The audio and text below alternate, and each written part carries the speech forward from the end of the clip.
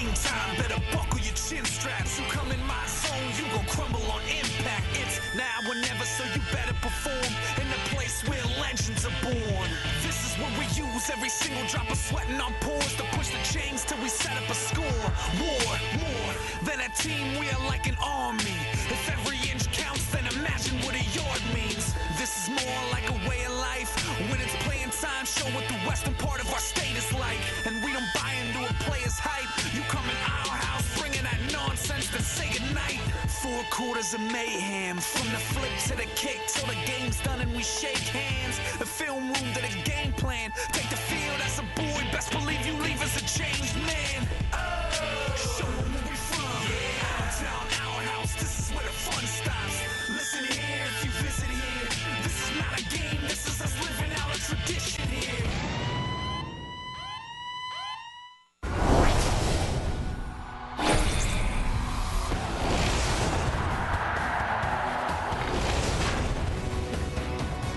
It's a brand new experience for one and familiar territory for another. A new age hurry-up aerial attack and an old-school methodical ground and pound approach. It's also a rematch of Quad North rivals with unbeaten and top-seeded Pine Richland coming off its first winning season at the Quad A level, taking on defending champion Central Catholic, winners of 4 of the last 11 Quad A championship games here at Heinz Field. These two teams getting set to play. School has been dismissed. They are ready to battle, and so are we. We're getting set to crown our second champion here on McDonald's High School Football on Root Sports, presented by Trib Total Media. Alongside Craig Wolfley, I'm Rob King. Wolf, back on October 17th, these two teams met. Pine Richland won 48-28, playing for different stakes this afternoon.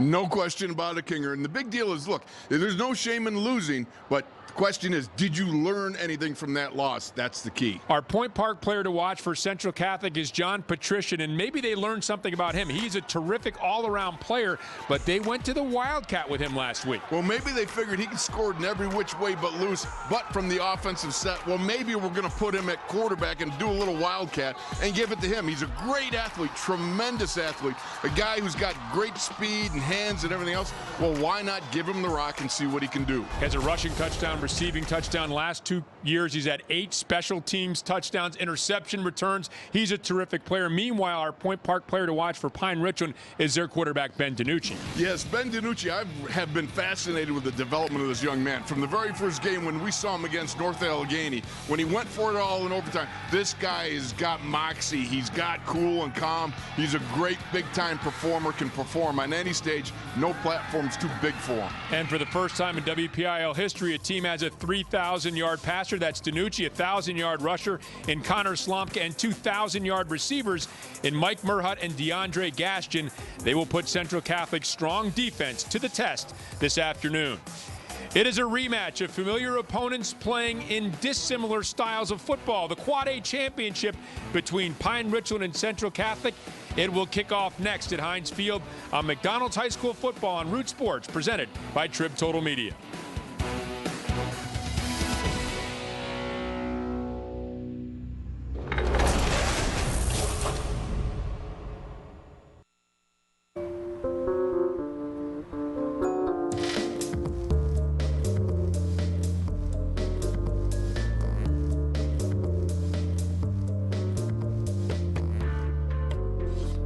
Perfect. Know what else is perfect? Getting a sausage McMuffin with egg sandwich and any size McCafe coffee for $3. Or 2 sausage McMuffin with egg sandwiches, also $3.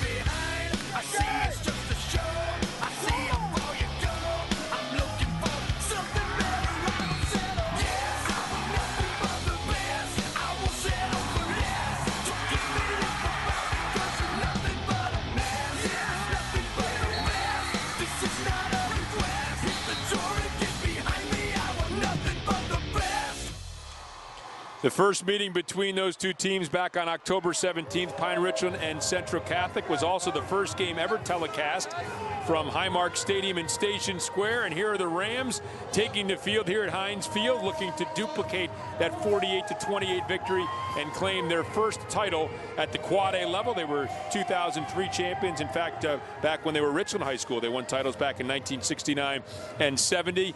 And this is the first really successful year they've had at the Quad A level.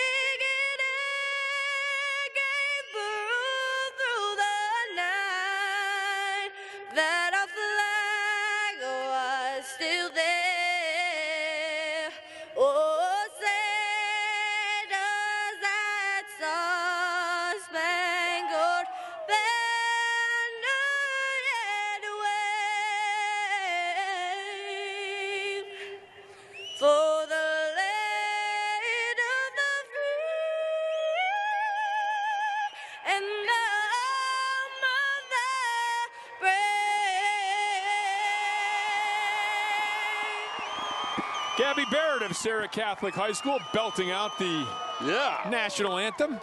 Let's take a look at the road to Heinz Field for both of these teams, and we begin with the top-seeded and unbeaten Pine Richland Rams. First round of the playoffs, they defeat Connellsville, then they knock off Altoona, then they defeat McKeesport. They've only surrendered, with all the talk about the offense, and you can see the numbers very impressive, they've only surrendered 20 points. And head coach Eric Kasparovich thinks that defense is very, very underrated for the Pine Richland Rams. Central Catholic, meanwhile, knocks off Norwin 42-7. A big battle of heavyweights. We had that second round game on our air. They defeat Woodland Hills 28-0. And then a bit of a barn burner last week against Penn Trafford. They win 52-34.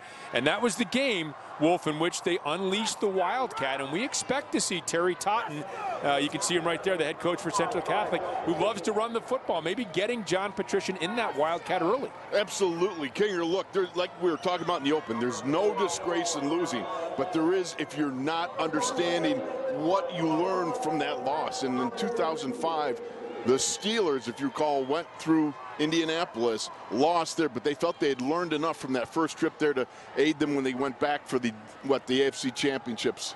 I'm sorry, that wasn't the championships. But yes, on their way to the Super Bowl title. That's exactly right. And there's Eric Kasparovich, the head coach for Pine Richland in his second season, the former Parade All-American quarterback for North Hills.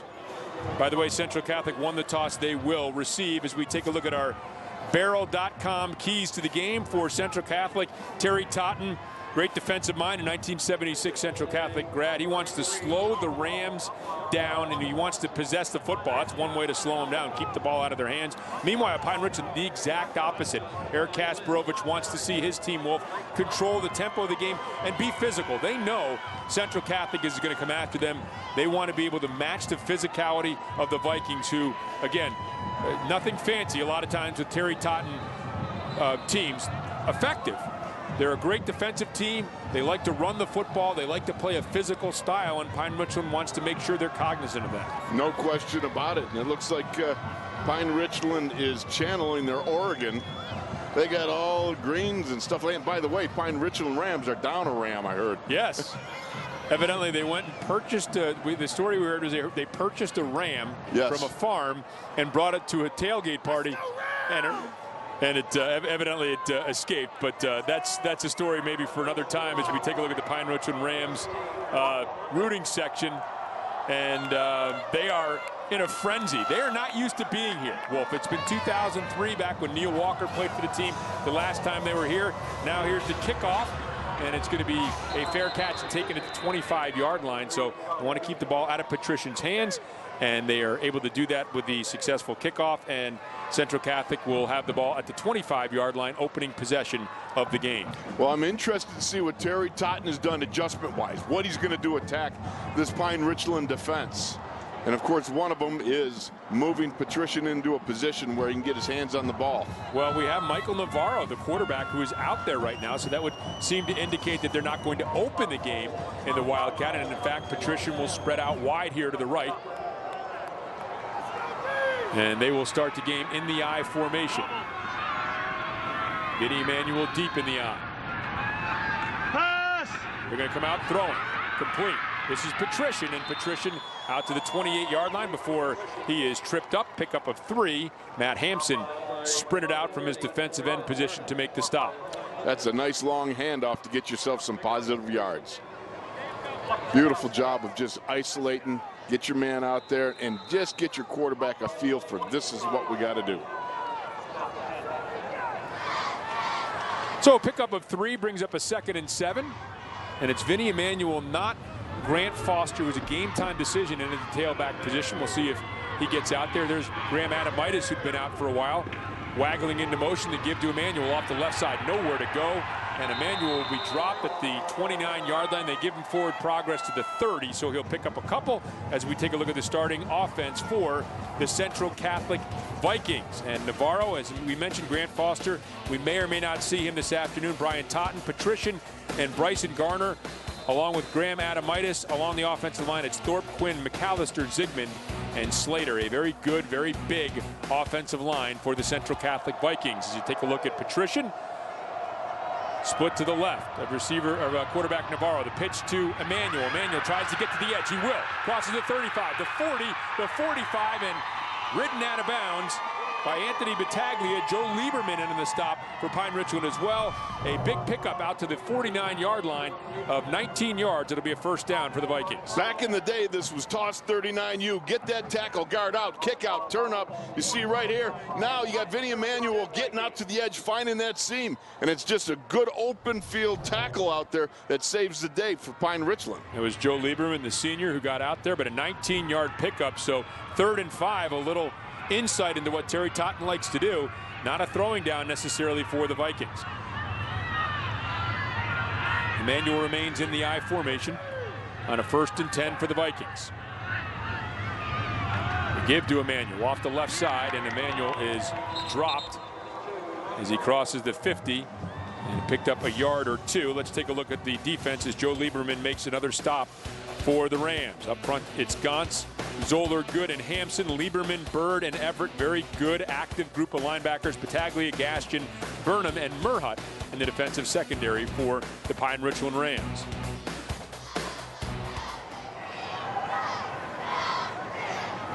So it's a 2nd down and 8.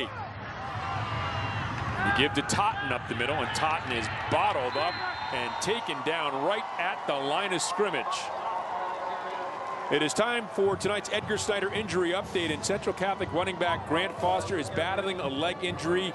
It kept him out of last week's semifinal game against Penn Trafford. We have just received word that he is not dressed and will not play. And that's bad news, obviously, for both Grant Foster and the Central Catholic Vikings, as Foster came in as the team's leading rusher. We saw him have a very big game the first time against Pine Richland, 154 yards rushing and 3 touchdowns. And not dressed for the Vikings today. 3rd and long. They'll give to Patrician on the reverse.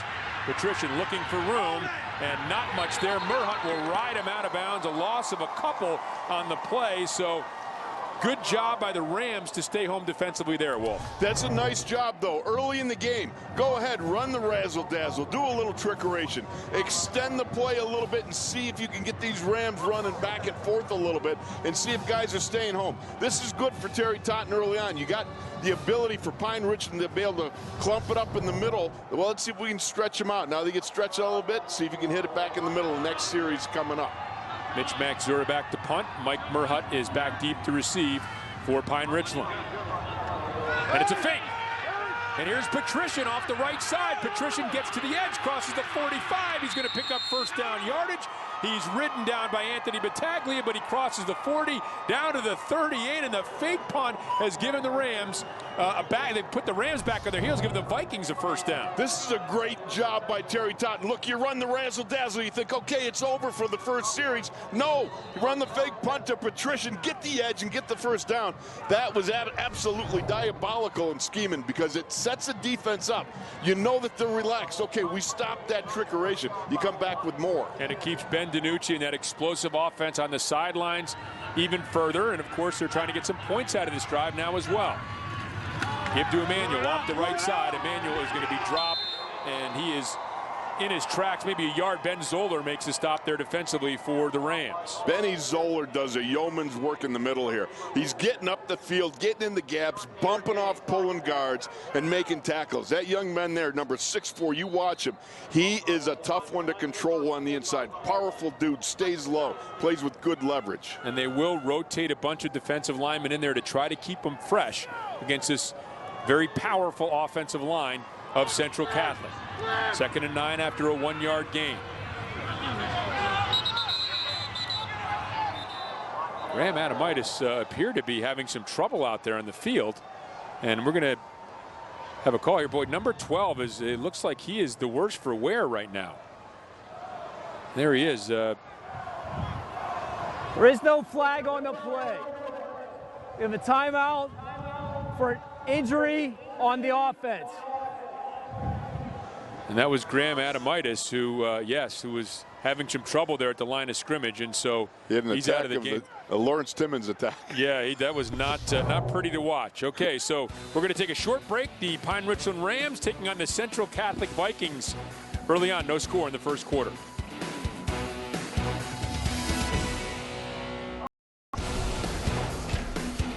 The McDonald's WPIAL Football Championships on Root Sports are brought to you by McDonald's. I'm loving it. By Trib Total Media. Our team has your team totally covered. Visit us online at triblive.com or call 1-800-909-TRIB to subscribe. By PNC Bank. Know where you stand with PNC Total Insight. And by Edgar Snyder and Associates, a law firm representing injured people. So an official's timeout. Graham Adamitis forced to leave the game for the Central Catholic Vikings, and now facing a 2nd and 9 following the fake punt that has kept their drive alive. It's Patrician. He's going to hand off. Big hole on the right side. This is Emmanuel. Emmanuel will cross the 30-yard line, get down to about the 29 before Mike Merhut makes the stop. Looks like he's going to be a couple yards short of a first down. Well, I like Vinny Emmanuel coming around, getting behind one of his big hogs there. That would be the mighty Quinn, Brandon Quinn. Try to get up inside. That's one of the things he does. He tends to stretch it just a little too much. If he lets the big man clear the way, have a little patience, he can cut back against it. He might have gone for further, but it's a lot easier to say up here than it is to do it down there. And they're staying in that Wildcat now on a 3rd and short with Patrician and Emmanuel in there. It's Patrician moving to the left, finds a little hole, cuts back, lunges forward to the 25, and picks up a first down for Central Catholic before Matt Hampson can make the stop. What a nice job by John Patrician right here. Okay, now just head that way. Okay, I see my big man right there just moving a guy off the ball. Eric McAllister cut behind the center. McAllister's a good, powerful dude. Him and Benny Zeller are going to go at it all day long. Two powerful guys. So what you got to do is you're going to have to hunker down and be able to play some real defense here. And Terry Totten, he's got to be totally pleased with this Kinger to come out and have this stretch drive from the get-go. Clock continuing to wind. We're more than 5 minutes into this opening quarter. Here's Patrician keeping to the right. Patrician getting some blockers and, boy, able to kind of slide along that out-of-bounds line. Wolf, it didn't look like there was any room there, but he was able to, you talked about the patience last time, patiently wait for those blockers and pick up 6 yards. Exactly. When you go Wildcat, it's all about having an extra man at the point of attack. You are now able to equalize what's going on the other side of the ball. So really, it's a wash, rinse, and repeat. That's all. You know, you just keep coming back. You run the play, have some patience, explode at the moment you need to explode. But it's very much a wash, rinse, and repeat offense. Now the 12th play of this drive coming up. This is exactly what Terry Totten wanted. We talked about our barrel.com keys to the game. This was one. Play keep away, control the clock. They've done that on this opening drive. Patrician, right side, finds some room, crosses the 15. That's Battaglia hanging on as he gets down to the 11-yard line, and it's another first down for the Vikings. Again, you know, there's nothing beautified about this, man. That's just snap it back. Now get your ham hocks going. You can see the offensive line working to get that outside edge. So you got Patrician just hitting it up in there, and you can see, just find that crease. Just keep going. Be like Bruce Lee says, be like Wata. Find that crack.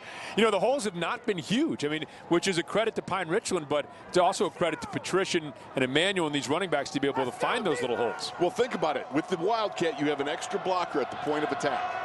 Now they're going unbalanced line to the right.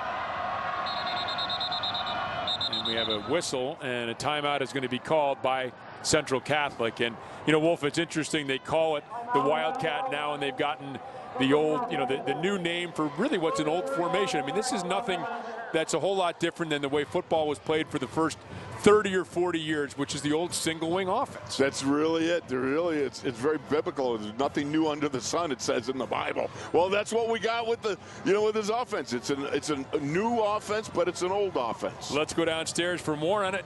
We are joined by Robbie and Zbikowski on the sidelines all day. Robbie. Yeah, we're seeing John Patricia run that Wildcat, and that's something that you didn't see very much. Last week they were down 14-0 to Penn Trafford, and that's when Terry Totten decided to put John Patrician in on the Wildcat situation. It worked wonders. The guy didn't have a lot of offense going on throughout the season. Patrician didn't, but he ran for 211 yards and 16 carries, and the touchdown Patrician did. And I asked Terry Totten about it, and running said, look, this is something we've had all year long. We just happened to use it more last week. He said you'll see it a bit today, and the ball in Patrician's hand is a good thing. And how about this? Going into last week, he had 62 rushing yards all season, Robin Craig. Yep, and now they come out unbalanced line to the left here, so you would figure that's where they're going to be headed. And now we have a whistle, and a flag is down on the play. Let's see what this call is going to be. Stephen Hall is the referee. Prior to the snap, false start on the offense. 5-yard penalty, remains first down. Now, these are the things that kick the Wildcat right in the teeth. Pre-snap penalties, getting behind the chains, creating that problem where now, unless your Wildcat is got a few options, you know, with a pitch and then maybe a throw, it's a problem. Yep, and we'll see teams today. Pine Richland is one of them for whom maybe you don't think it's quite as big a deal because they throw the ball more often. South Fayette's a team like that, but now 1st and 15 as Patrician trying to get outside. Patrician with a stiff arm now loses the football. It's still loose. Still loose. Let's see what the call is going to be. Pine Richland thinks they have it. Mike Burhut was over, and they do have it. Wow. And it's recovered by Brendan Burnham, so a huge play. Pine Richland on the 13th play of that drive, able to come up with a turnover. Well, right here, Patrician gets out there, and you can see right there, you got DeAndre Gaston gets a hand out there, knocks it out. It is a pig pile for the pigskin. And Pine Richland comes away with it again. Right here, they couldn't outflank him. You can see Terry Todd went heavy left with a couple extra blockers, trying to create that leverage to the outside. But DeAndre Gaston won't allow him to get outside and then knocks the ball out of his hand. Well, they did everything there but score, but of course you got to come away with some points, especially against this explosive Pine Richland offense. Empty set for DiNucci. Fakes one way, comes back. Wide receiver screen to Gaston. Gaston across the 30, out to the 32. First down for Pine Richland on the 11-yard gain. Richie Ryan on the stop. Let's take a look at Pine Richland's offense very quickly because they move to the line of scrimmage fast. DiNucci, Slomka, Merhut, Gaston, Battaglia, and Everett. Hampson, Pickles, Good, Cooley, and Willard up front. Well, you had to say that fast. They are a team that wants to accelerate. Here's a give to Slomka. Big hole off the left side. Slomka out to the 44-yard line. Another first down. David Adams on the stop. 13-yard pickup for Slomka. First down for the Rams. And look how quickly Pine Richland gets back into the line. Take a look at Connor Slomka. He's got the head on a fire hydrant. He is that thick all the way through. Strong young runner. And here's the give to Slomka again. Slomka loses the football. Was he down? No signal yet. The officials conferring. They're saying he was down out at the 47-yard line. It will remain Pine Richland football. Well, right here, Eric Kasparovich has got to go, wow. Whew. Take a look here now. Connor Slomka just taking that underneath handoff, and that ball was starting to come loose. Yeah, the knee was down, but it didn't look like he had full control. It looked like he lost it as he was getting to the line of scrimmage. It looked like it was a little squirrely before he got underway even. DiNucci on the option, going to pitch. This is Merhut. Merhut is going to be taken down. It's DeMar Hamlin who comes up and stops him right at midfield, and it'll bring up a 3rd and about 3 as we take a look at the defense now. Heinisch, Broughton, Ryan, and Wheeler up front. Glover, Buckley, Adams, and Patrician, with Hamlin, Garner, and Tyndall back in the secondary. So 3rd and a short 4 from midfield. Now DiNucci will look over to the sideline. They normally like to hurry up the pace, but obviously a key play here on 3rd down. Receivers adjust. Now it's empty set.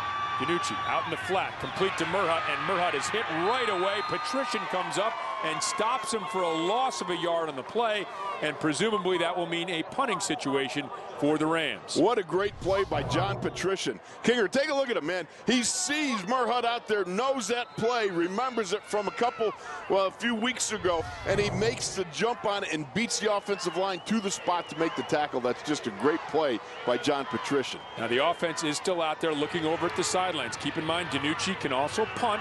We've seen him in these situations drop back a little bit and do the quick kick. Central Catholic's expecting that, and they have a man back, and this is a high and very, very short punt. It is going to take a positive roll for the Rams, and now will wander back upfield and is going to be down at the 36-yard line. So that's going to be just a 15-yard punt. Well, Central Catholic, an impressive opening drive, ends up with a fumble recovery by the Rams. Each team's had one possession, no score, as we are in the first quarter of play. The Quad A Championship on McDonald's High School Football on Root Sports, presented by Trip Total Media.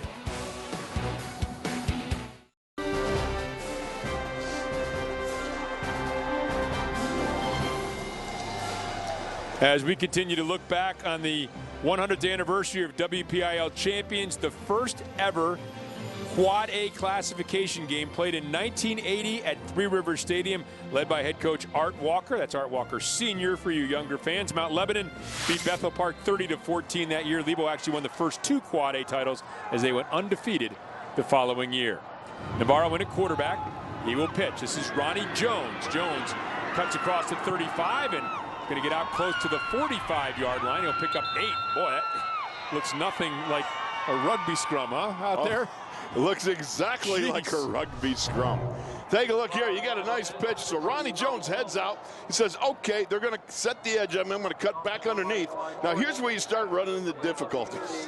When one guy stands you up, now you got a host coming in, and the rest of the defensive posse gets out there, and they start yanking and pulling and trying to slap the ball. And then your guys come in behind you. They come in behind you, yeah. And then you're like, let me just get down, please. 2nd and 2, quarterback sneak. Emmanuel is going to pick up, it looks like, first down yardage. Had to get out to the 47. Looks like he just crossed that. Joe Lieberman on the stop there. Now, we talked about the running back situation. Grant Foster led the team with 729 yards rushing. He's unavailable today, but very, very capable runners in Vinny Emmanuel, who's run for 567 yards. Ronnie Jones actually leads the team in yards per carry.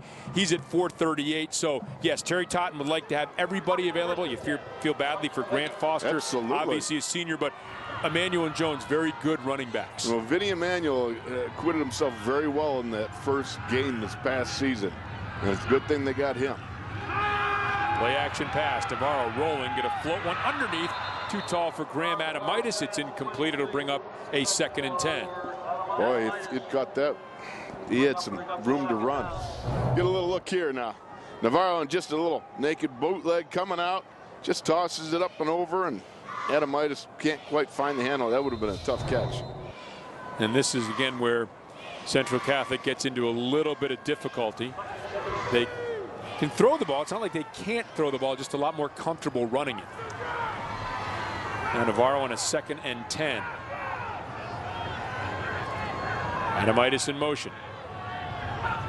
Inverted wishbone look to give to Ronnie Jones. And Jones is hit in the backfield and dropped. It's Joe Lieberman who got there first. A loss of a yard on the play back to the 46 will bring up a 3rd and 11. Wow. You want to see a wave. Take a look at this. Is all single mono blocking, but Joe Lieberman, Benny Zeller coming up there. Watch him defeat at the line of scrimmage the white jerseys. That's beautiful stuff right there. Luke Everett coming in. That's the way, if you're going to defeat a running game, especially when they run the lead ISOs just straight at you, power running, you got to manhandle that blocking scheme. Got to beat the man in front of you, come off, disengage, and make the hit. So it's now a 3rd and 11 for Navarro. Rolls to the right, going to throw underneath, and it's going to be batted away. It was intended for Adamitis. And that was actually Patrician, it looked like, who threw that out of the Wildcat. And so Luke Everett with the deflection here defensively for the Rams. Patrician coming out showing the one thing we hadn't seen yet, and that was a little throw from Patrician. And looks like man got his hand on that ball, slapped it away pretty good. Mitch Maxura back to punt. Mike Merhut back deep for the Rams. Of course, the last time we were talking about a punt, it was a fake punt. I don't think that's going to happen. I agree. I don't believe it's going to happen here. 4th and 11. Maxura just did get that off. Merhut's going to let it go, and it is going to take a favorable roll for Central Catholic. It'll be down around the 21-yard line. That's where the Rams will have their second possession.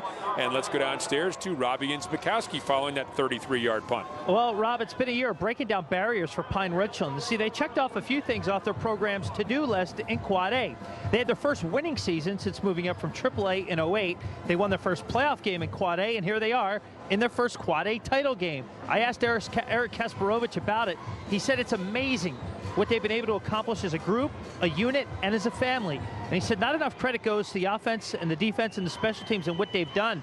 But the guy's attitude is it doesn't matter who does it, as long as it gets done.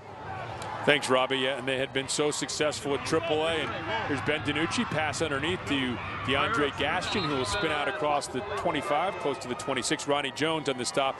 You know, their last 5 years in AAA, 52-8.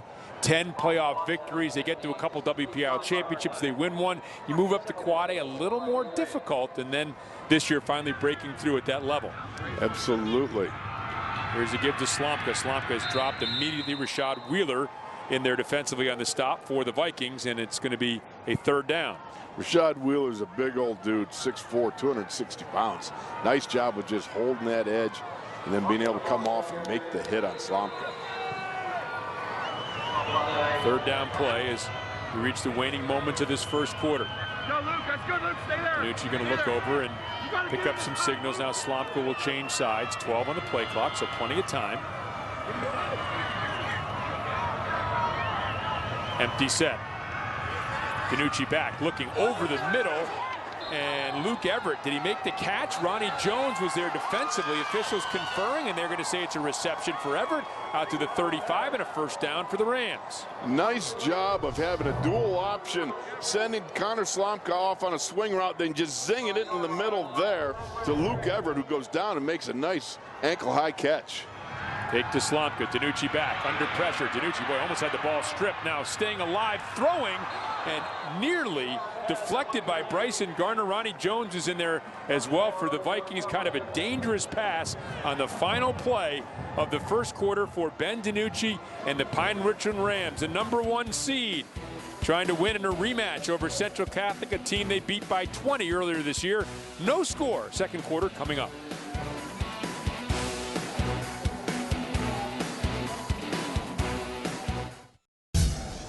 On the latest edition of Inside Penguins Hockey, head north of the Berg to check out a unique tribute to Mario Lemieux. Explore some new hairstyles for Chris Letang and much more. Inside Penguins Hockey airing after Penn's postgame throughout November on Root Sports. Oh, the big 2-9er. Yep. Borky. 2-9er.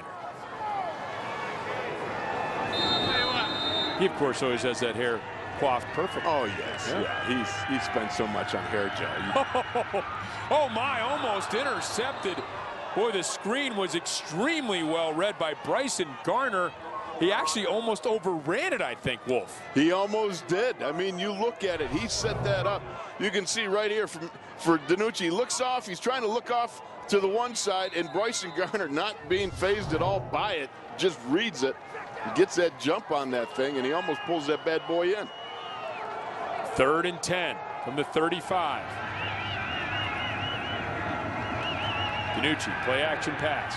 Looking, throwing. That's Merhut open, wide open down the middle of the field, and Merhut had to leave his feet to make the catch down at the 44. It's a first down, but Wolf, that could have been much more after that 21-yard gain. This could have been ginormous. Number 2, Mike Murhut, the Murcat, shakes his man and gets out there. What a catch. He is like the equivalent of Wesley Welker out there. Here's Slomka up the middle. Slomka going to be stopped by Rashad Wheeler. David Adams in the stop. Pickup of maybe a yard on that first down play. One more look at that throw and catch from DiNucci to Murhut. Well, you can see he clears that second level, guys. There's nobody around and lays out. And what a beautiful fingertip catch, which I've never made anything of like that in my life at any time. 2nd and 9. DiNucci. Ooh, a little underhand throw, and now this is going to be an incomplete pass. So it'll be 3rd down. And you can see that little breath of relief. See DiNucci go, okay, we're good. You see it's just a shovel pass forward, little underhand, come right up, and that wouldn't look like it was getting loose before the hit arrived.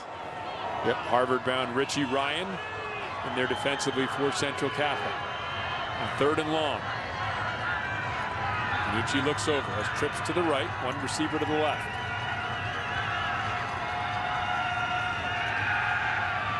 DiNucci back, looking, surveying, going to loft one deep, and it is slightly underthrown, and it is intercepted. David Adams off the batted play by Bryson Garner, and we have our 2nd turnover of the game.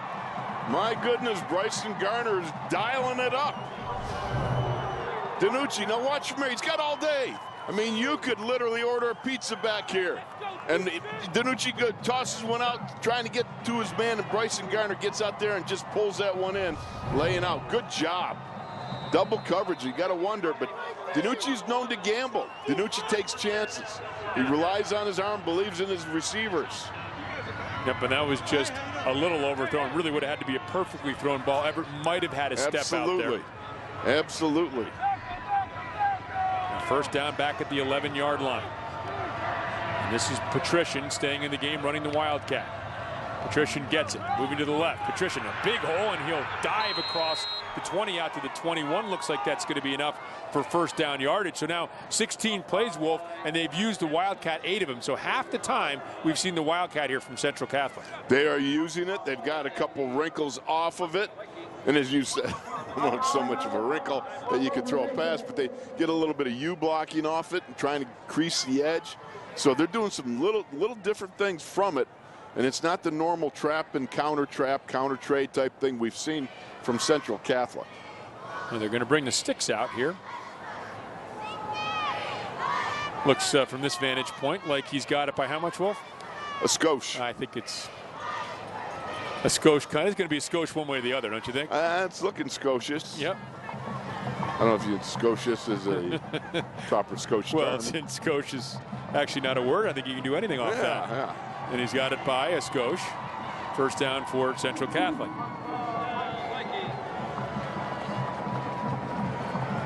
Hey, for more information and to find applications for the First Commonwealth Bank Time to Be First Athletic Scholarship, check out fcbanking.com/sports, high school sports, HS sports, or the WPIAL website, WPIAL.org. So it is a first down, and it is Patrician staying in the game. Patrician will run away from that unbalanced line. He's going to get a yard or two. Nick Bird makes a stop. Ball is loose. Again, no signal from the officials, whether that was a fumble or whether that was forward progress being stopped. It looks like you're treating this like a fumble, Wolf. Yeah, they do. It looks like they're playing Twister down in there. It does, and my goodness. Central Catholic has the football. Looks like that might be Brandon Quinn with the ball tucked away.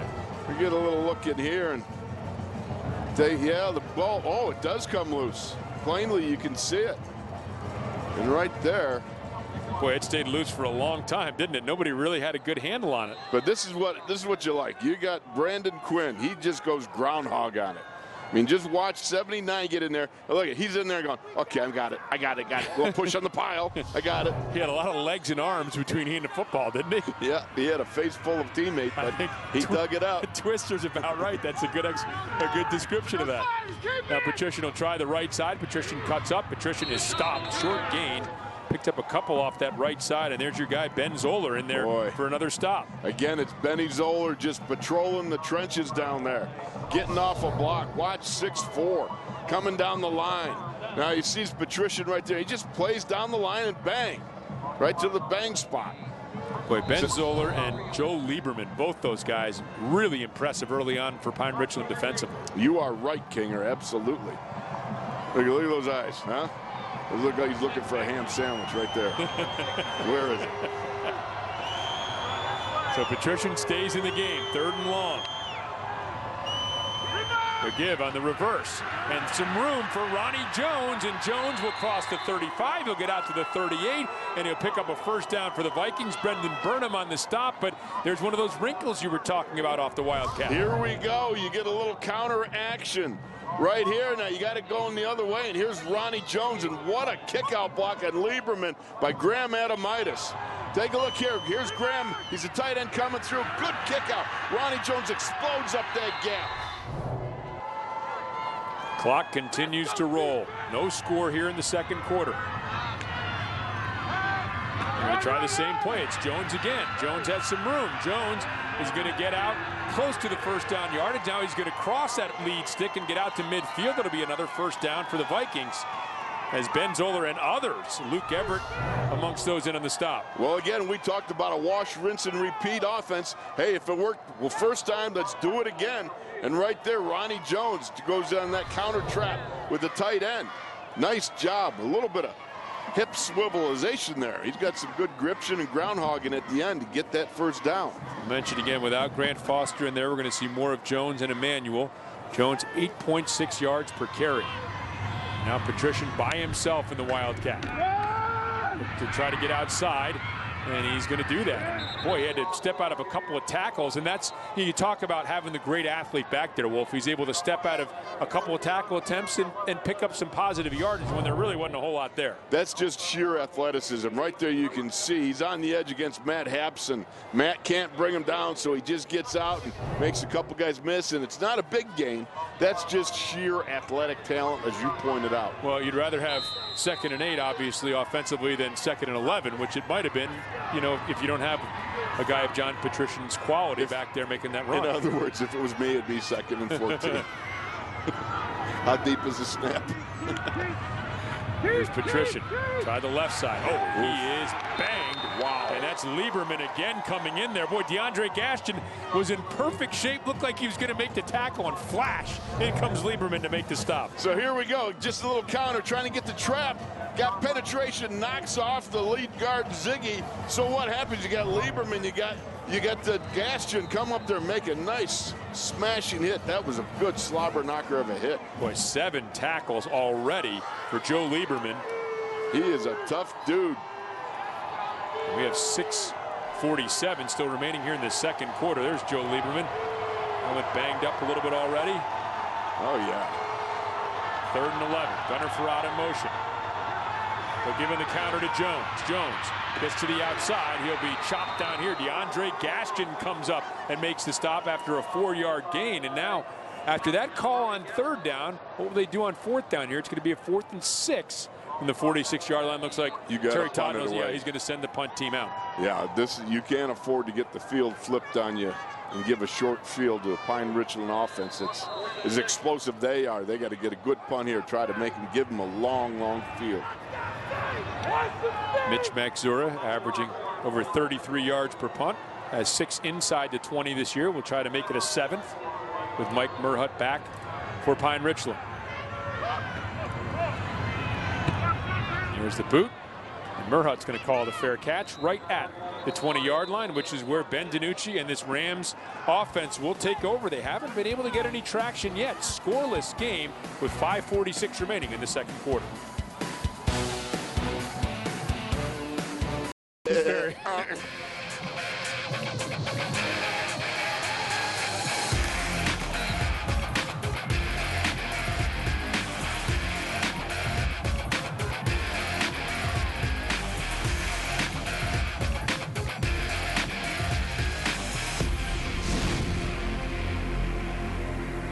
Central Catholic defense likes to call themselves the chain gang. Look what they did against Pine Richland in the first game, and now look what they've done so far in the second game. And keep in mind, the 48 points scored by Pine Richland in that first game was more than the other first 10 opponents of Central Catholic scored combined. This is a defense that scored 9 touchdowns on defense. You throw in 6 more on punt returns. They've almost outscored the rest of their opponents alone just on defense. And now up top to Murhut, and nearly intercepted by DeMar Hamlin. Hamlin, an excellent junior defensive back, has scholarship offers from Ohio State, Michigan, Notre Dame, Pitt, Penn State, West Virginia. Almost comes up with a big interception here. Beautiful play action by Danucci, and you got Murhut trying to get into that little crease in between the corner and the safety. But DeMar Hamlin just high points and makes a play. 2nd and 10. Danucci back. We'll try for Murhut again. This time he's got it. Murhut steps out of a tackle, makes another move, and gets out to the 48-yard line. So Mike Murhut bends it across the formation this time and gets the big gainer. Slight adjustment, gets himself in good position, and Murhut does a good job again. The good play action, drawing those linebackers, create that crease over the middle. Murhut does the rest. 28-yard gain. Give to Slomka. Slomka up the middle. Slomka will pick up about 6 yards on that first down run, down to the 46. And let's go back again one more time to that Danucci-Murhut connection. Well, you can see they're working that inside, and Murhut, I love the way the young man catches the ball. Notice how the catch to tuck is so quick. Here's the give to Slomka. Slomka up close to first down yardage. Going to be right at the lead stick where David Adams, the leading tackler for the Vikings, makes the stop. You know, Murhut, it's a family affair. His big brother Luke led the team in receiving back in 2012. It was DeAndre Gaston who led him last year, so Murhut now matches what brother Luke did a couple years ago as the team's leading receiver here heading into this championship game. Well, he knows what to do with the ball. I mean, this is a young man that really is very talented.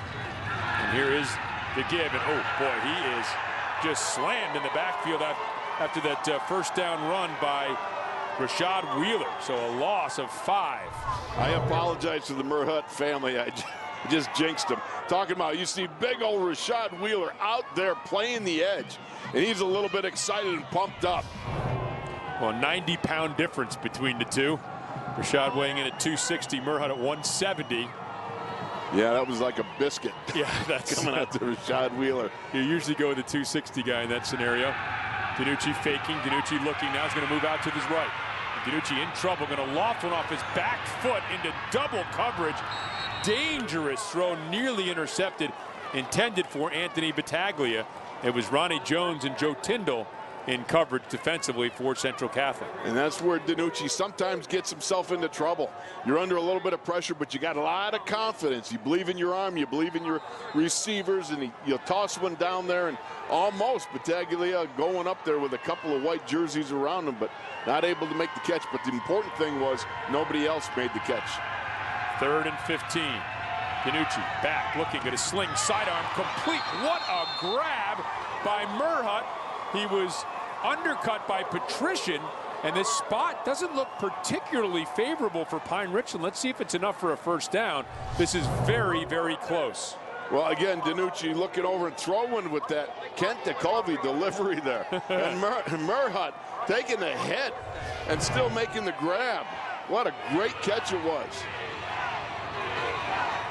Well, I guess they're going to call this a 4th down now, so 4th and inches. Danucci looks over at the sideline to get a call. 14 still on the play clock. 3:15 and counting left in a scoreless first half. Murhut in motion. They'll give to Slomka. He is hit immediately in the backfield.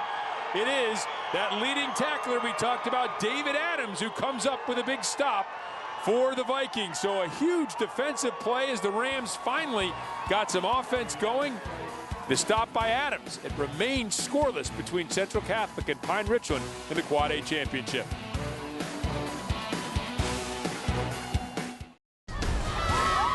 The McDonald's WPIAL Football Championships on Root Sports are brought to you by Barrel Automotive. We're driven to be better.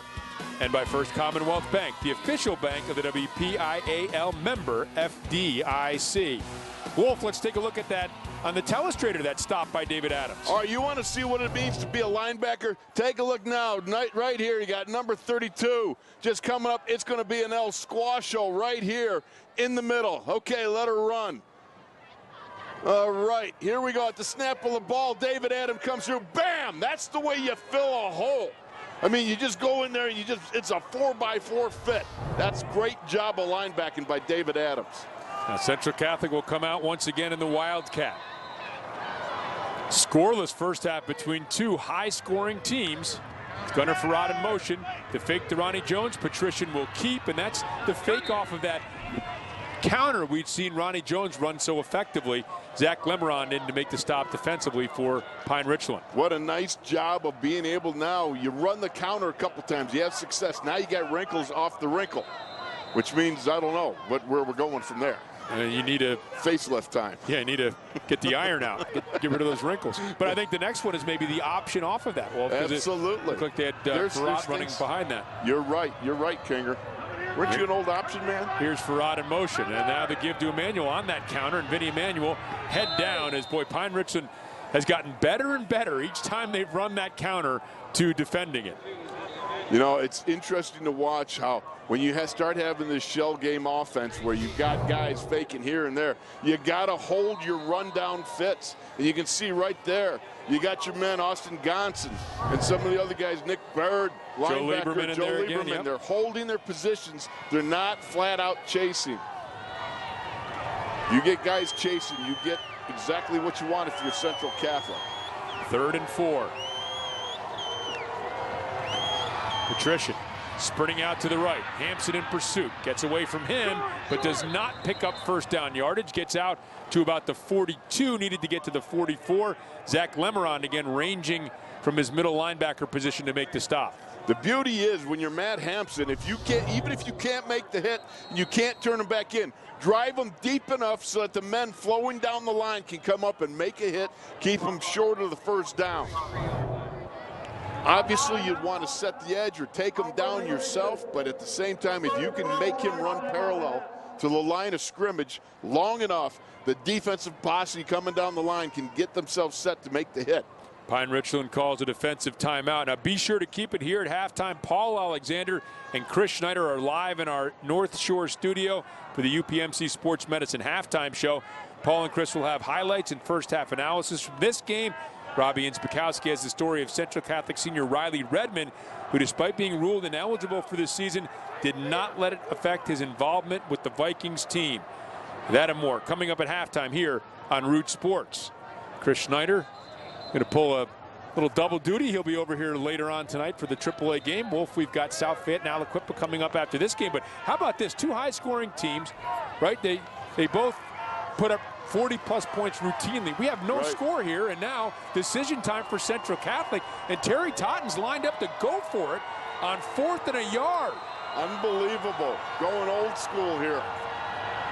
Are they just going to try to draw him off sides? As Navarro's under center, and he's able to do so. I think that's all they were trying to do, Wolf, as they were trying to draw somebody off sides. Riley Jordan got a little anxious up there and jumped, and it looks like Central Catholic will get the first down. Encroachment on the defense. That 5-yard penalty results in a first down. We're going to get a look down here. Kinger, you had it all the way. And Riley Jordan looking right at the ball there, and everybody gets up, and Riley's on his knees, and he's going, what did I just do? Yeah. Tell me I didn't do that. Well, now that's an awful feeling. Now he has to hope that defense can make the stop. Again, Pine Richland will get the ball to begin the second half, but defense has some work to do here to close out this first half. Patrician rolling out. He wants to throw. Now he's going to roll back to the right. Finds a little room, and just before he could get going, he is dragged down from behind by Luke Everett. Nice job of hot pursuit by Matt Hampson and Luke Everett driving him into the ground. Patrician was looking for a man up running a little flag pattern off to the outside. Saw it was covered, tried to get back to the other side inside of Matt Hampson. Matt Hampson corrals him so Luke Everett can come in and put the giant kibosh on him. Clock rolling, under a minute remaining here in the first half.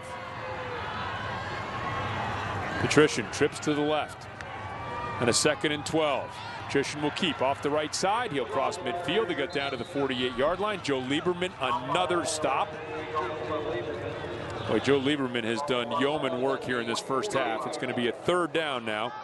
Central Catholic showing no hurry as Lieberman comes up with his 9th tackle. And we're not even to halftime yet. Amazing. You know what? This guy's just a tough guy. He's just a ball player. Patrician cuts back to the left. Patrician going to pick up first down yardage and more. Luke Everett stops him down close to the 32-yard line. 14 seconds remaining. Murhut makes another tackle. As we take one more look here, Wolf, and now what will Central Catholic do after this run by Patrician? Well, interesting. You know, I said Lieberman was a ball player. Well, so is this guy, John Patrician. Nice job of cutting off from that direct snap, following his blocking, getting himself in position, and Central Catholic first down, but not much time left. Mitch Magzura, their kicker, is a WPIAL record holder for points by a kicker all time. So a very good kicker, very accurate kicker, is 4 of 7 on field goal attempts this year. In the Room is back for another season. On the latest episode, the Pens share their excitement about their new 3rd jerseys. Sidney Crosby is mic'd up for a game against the hated Philadelphia Flyers, and much more. In the Room, airing after Pens post games throughout November on Root Sports.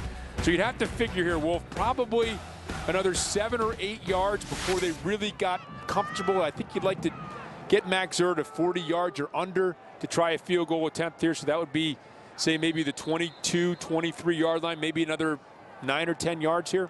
Yeah, that would be nice if you didn't have just 14 seconds and the fact that your passing game wasn't really noted to easily get you another 8, 9, 10 yards or so.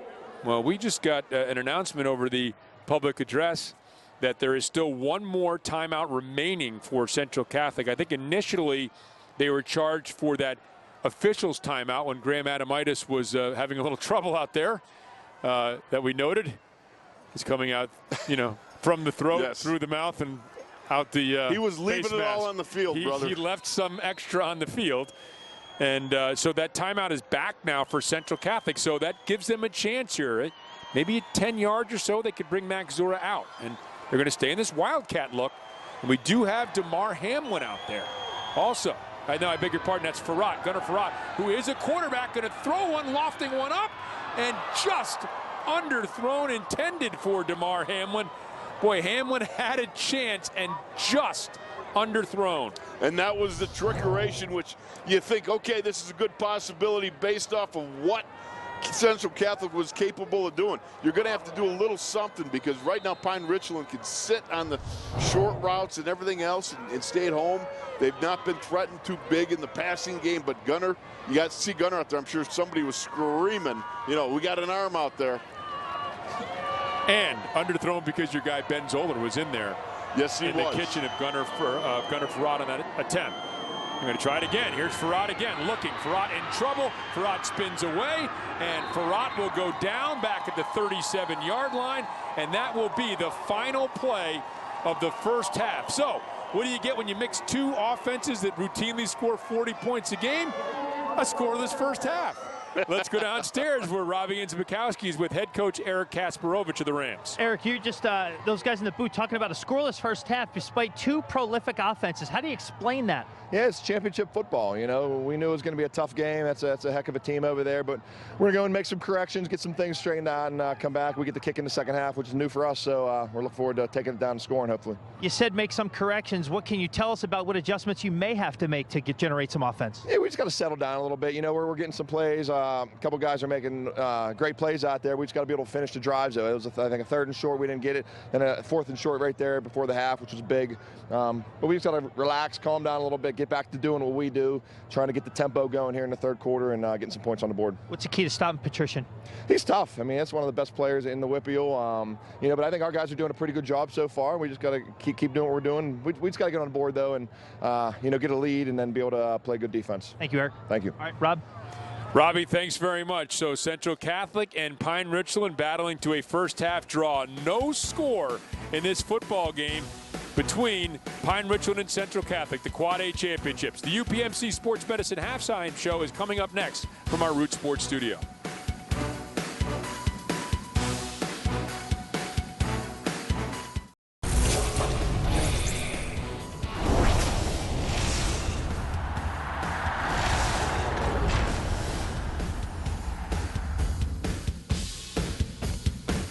Tough first half. We were scoreless in the Quad A WPIAL championship game. A couple of prolific offenses have sputtered, and I guess you got to give the defense and the coaching a whole lot of credit. Welcome into the UPMC halftime show. Alongside Chris Schneider, I'm Paul Alexander. And Chris, this game in Week 8, it was 31-21 Pine Richland at half. Ben DiNucci coming in, almost an 80% passer. What is going on with these offenses? Well, I think right now, I think what you said initially is what really you have to lend credit to is the defense. Both of these teams came in outstanding, offensively, but they've been good on defense as well, and they've just really stuck to their keys, played sound, fundamental football, and both teams create some turnovers, but really just settled in defensively. And right now, you have an offensive struggle. Who's going to score first in this football game? Robbie Mikowski grabbed Eric Esperovich on the way out. He seemed very calm and collected, correct a few things, get the ball first. Very excited about that. Do you think they need to make a statement with that opening drive? Well, they definitely do. And the reason being is because Central Catholic has possessed the football in the first half. And whenever you possess the football, you take that high-powered offense off the field. You start to shorten the game. And we saw that in the first half. Central Catholic outstanding, running the football. Now, they don't have results, but part of being a good defense sometimes is playing offensive football. That's controlling the football. And Central Catholic did a good job of that in the first half. Heinz Field is capable of producing points. We saw that in the single A contest where the Clairton Bears have now won 6 titles in the last 7 years. Today, the Bears taking on the Avonworth Antelopes. Undefeated Clairton, top-rated single A team in the entire state. Late in the first quarter, scoreless game. Lamont Wade, only a sophomore, kicks it to the outside, and Chris, look at him go. Yeah, he just got speed. He's only a sophomore, as you said, and he's been doing this all year. He wasn't the starter initially, but late in the year, he's come on really strong. Minutes later, 7-6 Avonworth, and then Ryan Williams, 39 yards, Noah Hamlin, and Clairton would not look back. 12-7 at that point, third quarter, 28-7. Ryan Williams again, Chris, he had a great day. He really did, and anytime you can get your playmaker out in space, just like he did there, a little swing pass to Lamont Wade, and then you can have him just take it 35 yards down the sideline. Makes it easy throwing the football. Call this the exclamation point, 34-14, Ryan Williams, James Hines, 5th TD of the day. The Bears roll 46-14. Congratulations on a great year, however, for Avonworth. But Clairton, they now set their sights on a state title, something they do each and every year. As you can see, Ryan Williams was outstanding, 293 yards, 5 touchdowns. On the defensive side, it was Lamont Wade with 4 interceptions. Robbie Mikowski caught up with him after the game. Well, how about this day for Lamont Wade? 4 picks, 2 touchdowns. How do you describe this day from start to finish? It was just a great day. It was all around good team win. It was a little up and down a little bit, but we prevailed and happy we came out with the win. Lamont, what makes your team so dangerous, both running the ball and throwing it? Yeah, we're a dual threat team, and that helps us out a lot because we can pass and run, and it's hard for teams to stop because we got weapons all over the field. So this is something you have not experienced. You're just a sophomore. Last year, you didn't go all the way. What's this like today? It feels great because last year when we lost to Stowe Rocks, we didn't want to have that feeling, and now it feels good. Now the goal is Hershey. We don't want to lose. What kind of confidence do you have as you go into the state title contention? I have a lot of confidence in my team. I believe that we are the best team in the state, and we're just on a mission to prove it. Congratulations, Lamont. Thank you. What a day for Lamont Wade and the rest of the Clairton Bears. Single A teams in Western Pennsylvania and certainly all over the state are realizing this guy's a sophomore. How good is Clairton perennially, each and every year? Well, 6 out of 7 years they've won the title here recently. As we mentioned before about them, probably going to have to build a separate wing in their school for some trophies. They have a standard in single A that's been set, and it's been set by guys who we saw earlier have moved on to college. And these guys just pick up the ball and they run with it. And anything less than Hershey for these guys is really a disappointment, I think. They've been absolutely unbelievable in single A, and they are now marching on to Hershey. Well, it's not only the best teams that win this time of the year. Often it's the team that's able to stay the healthiest. UPMC Sports Medicine has had a hand in keeping all of these teams as healthy as humanly possibly. Stan Savran has more. If you've ever watched high school sports, chances are you've seen them before. They're the ones running out from the sidelines or dugout or bench to help an injured or shaken up athlete. They are certified athletic trainers, and they play a big role in a team's success both on and off the field. From game day preparation to off-season conditioning, they've become as much a part of high school sports teams as the coaches. And as athletic trainer Jennifer Weisick of Knock High School can tell you, Her job involves quite a bit more than bandages and ice packs. Yes, especially in this day and age with the technology that we deal with, legal liability that we have to deal with, the amount of athletes that we're dealing with. There's so many more kids playing sports at a higher level. Our job is multifaceted. Here in Pennsylvania, certified athletic trainers are considered licensed healthcare professionals. They must be able to identify and provide initial treatment for everything from minor injuries like sprains and bruises to major injuries like concussions and broken bones. Besides the regular things that we use every day, the taping and everything that everyone's pretty familiar with, we are computer-based, technology-based as a huge part of our job now. We have cell phones, and we use Impact as computer-based, and all of our filing, electronic documents, everything goes on the computer. And it is amazing the amount of technology that we have to utilize in our job every day that people probably have no idea that part of it. And although there is nothing like catching a winning touchdown pass or hitting a walk-off home run to make you feel like a pro, Jennifer knows that her student athletes appreciate that they get the same level of care that the pros do. That is great, but it obviously keeps us on our toes. We have to really know our stuff, because these kids and these parents are coming in with maybe not all the knowledge, but some of the knowledge. So they ask the right questions, and they know what needs to get done. And so if you're not keeping up with that, they know it. Jennifer is one of the more than 70 athletic trainers at UPMC Sports Medicine who display their dedication daily to athletes at more than 40 high schools and colleges in the area.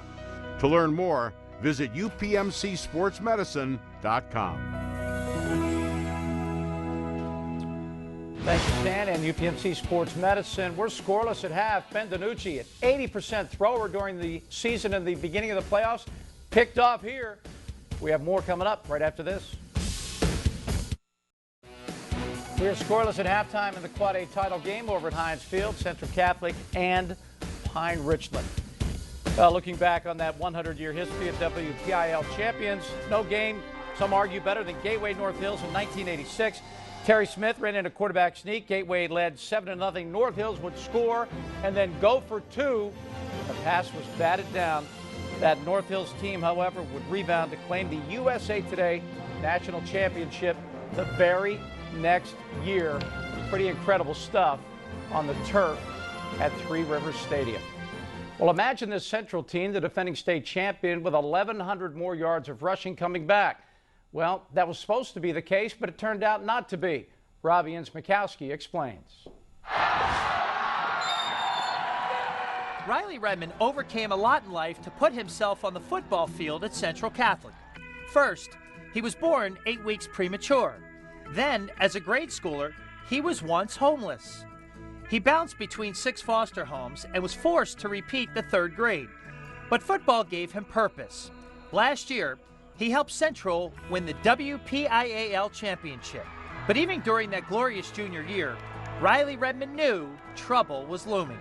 My coaches, they were telling me, you are ineligible for next year, but I really didn't think nothing of it. I wasn't really sure what the rule was or what was what. What was what had to do with his age. His 19th birthday would come that summer on June 26th, which was 5 days before Pennsylvania's cutoff for incoming seniors to play varsity sports. The PIAA ruled him ineligible for his senior year in early August. The whole way home, I was just so nervous and I felt sick to my stomach. And I got home, I'm laying on the couch, and I get a tweet. But that's how I found out, and I was just like, wow, it shocked me. After the initial shock wore off, Redmond made a quick decision about his senior year in football. As soon as it was decided, I cried, but I also knew that I had a brotherhood behind me and people who actually really care, about me and about what I'm doing in the future. And so I felt like I needed to stick around, and I'm here practicing and everything, so everything's good. He has taken upon himself to remain a part of this football team, to do whatever he can to help out, provide leadership, practice with us, do everything that he can do to help this football team win. He's helped us as a unit. I mean, every single day, whatever it needs, whatever we need. I mean, whether it's water to scout team running back. He's out here playing linebacker yesterday. I mean, he does it all. Outwardly, Redmond has taken everything in stride. He's been the consummate teammate on and off the field. But inwardly, he's still dealing with the emotions that come with not being able to play under the Friday night lights. It's not past me. That's the thing. I didn't put that past me. I'm reminded of it every single day. Every time, every game, I literally cry when we walk on the field because it hurts me, because I want to be out there playing with my brothers. I want to go and experience the thing that they're experiencing. So, and it hurts. I feel it every single day, every day. Pretty tough pill to swallow, just 5 days older than the deadline, Chris. But the good news is, could have a happy ending. Colleges are still interested. Yeah, I mean, he was a good football player last year. We remember him. He could run the football. But I think more importantly, what we just saw, talk about character. Right. You're talking about a guy who's voluntarily going out and pushing himself to be a better player and a better person without playing on Friday nights. That's a tough pill to swallow. So colleges need to be looking more maybe at character sometimes and see how that translates into football. Yeah, certainly. You pull for the kid right away after you see that piece. Well, it wasn't much in terms of scoring in that first half, but let's see why there wasn't any scoring. Pine Richland, a recent addition to the Quad A ranks. Quad A championship against a longtime power in Central Catholic. Early in the first, Central in punt formation on fourth down. It's a fake. Protrusion. The snap and races to the edge. First down, big play there. Big gamble by Terry Totten. But nearly 3 minutes later in the drive, Vikings in the red zone. Patrician gets a snap of the Wildcat. Gashed it, knocks the ball loose for a fumble. Rams recover. Chris, this has not been pretty. No, it's been tough sledding out there for both offenses. Early in the second, Pine Richland on their own 35, but Danucci looks uncharacteristic here until he throws that pass. Yeah, he looks pretty good right there, but he got good protection up front and able to deliver the football. 3 plays later, 3rd and 10. Luke Everett. Ball's a little bit underthrown. The ball is tipped and picked. Each team with a turnover. 4 minutes left in the quarter. 3rd and long for Danucci. Slings it. Merhot. Fantastic grab, but he is ruled just shy of the first down. The Rams decide to go for it. Slonka stuffed. And so far it's been defense and turnovers and just not a whole lot of offense. Let's get to our keys to that second half. Chris, what do both teams need to do to maybe win a WPIAL title? Well, I think when you're looking at both these teams, for Pittsburgh Central Catholic, they've had the time of possession. They've gobbled it up here in the first half. They really need to capitalize on that time of possession and put points on the board. Pine Richland, as we know, we came in a lot of playmakers, 3,000-yard passer, 1,000-yard rusher, 2 big receivers. What playmaker do they have which one's going to step up and make a play for this offense? Should be a great second half of football. It will be Rob King and the Wolf Band. Craig Wolfley. They have the second half call for you right here on Root Sports.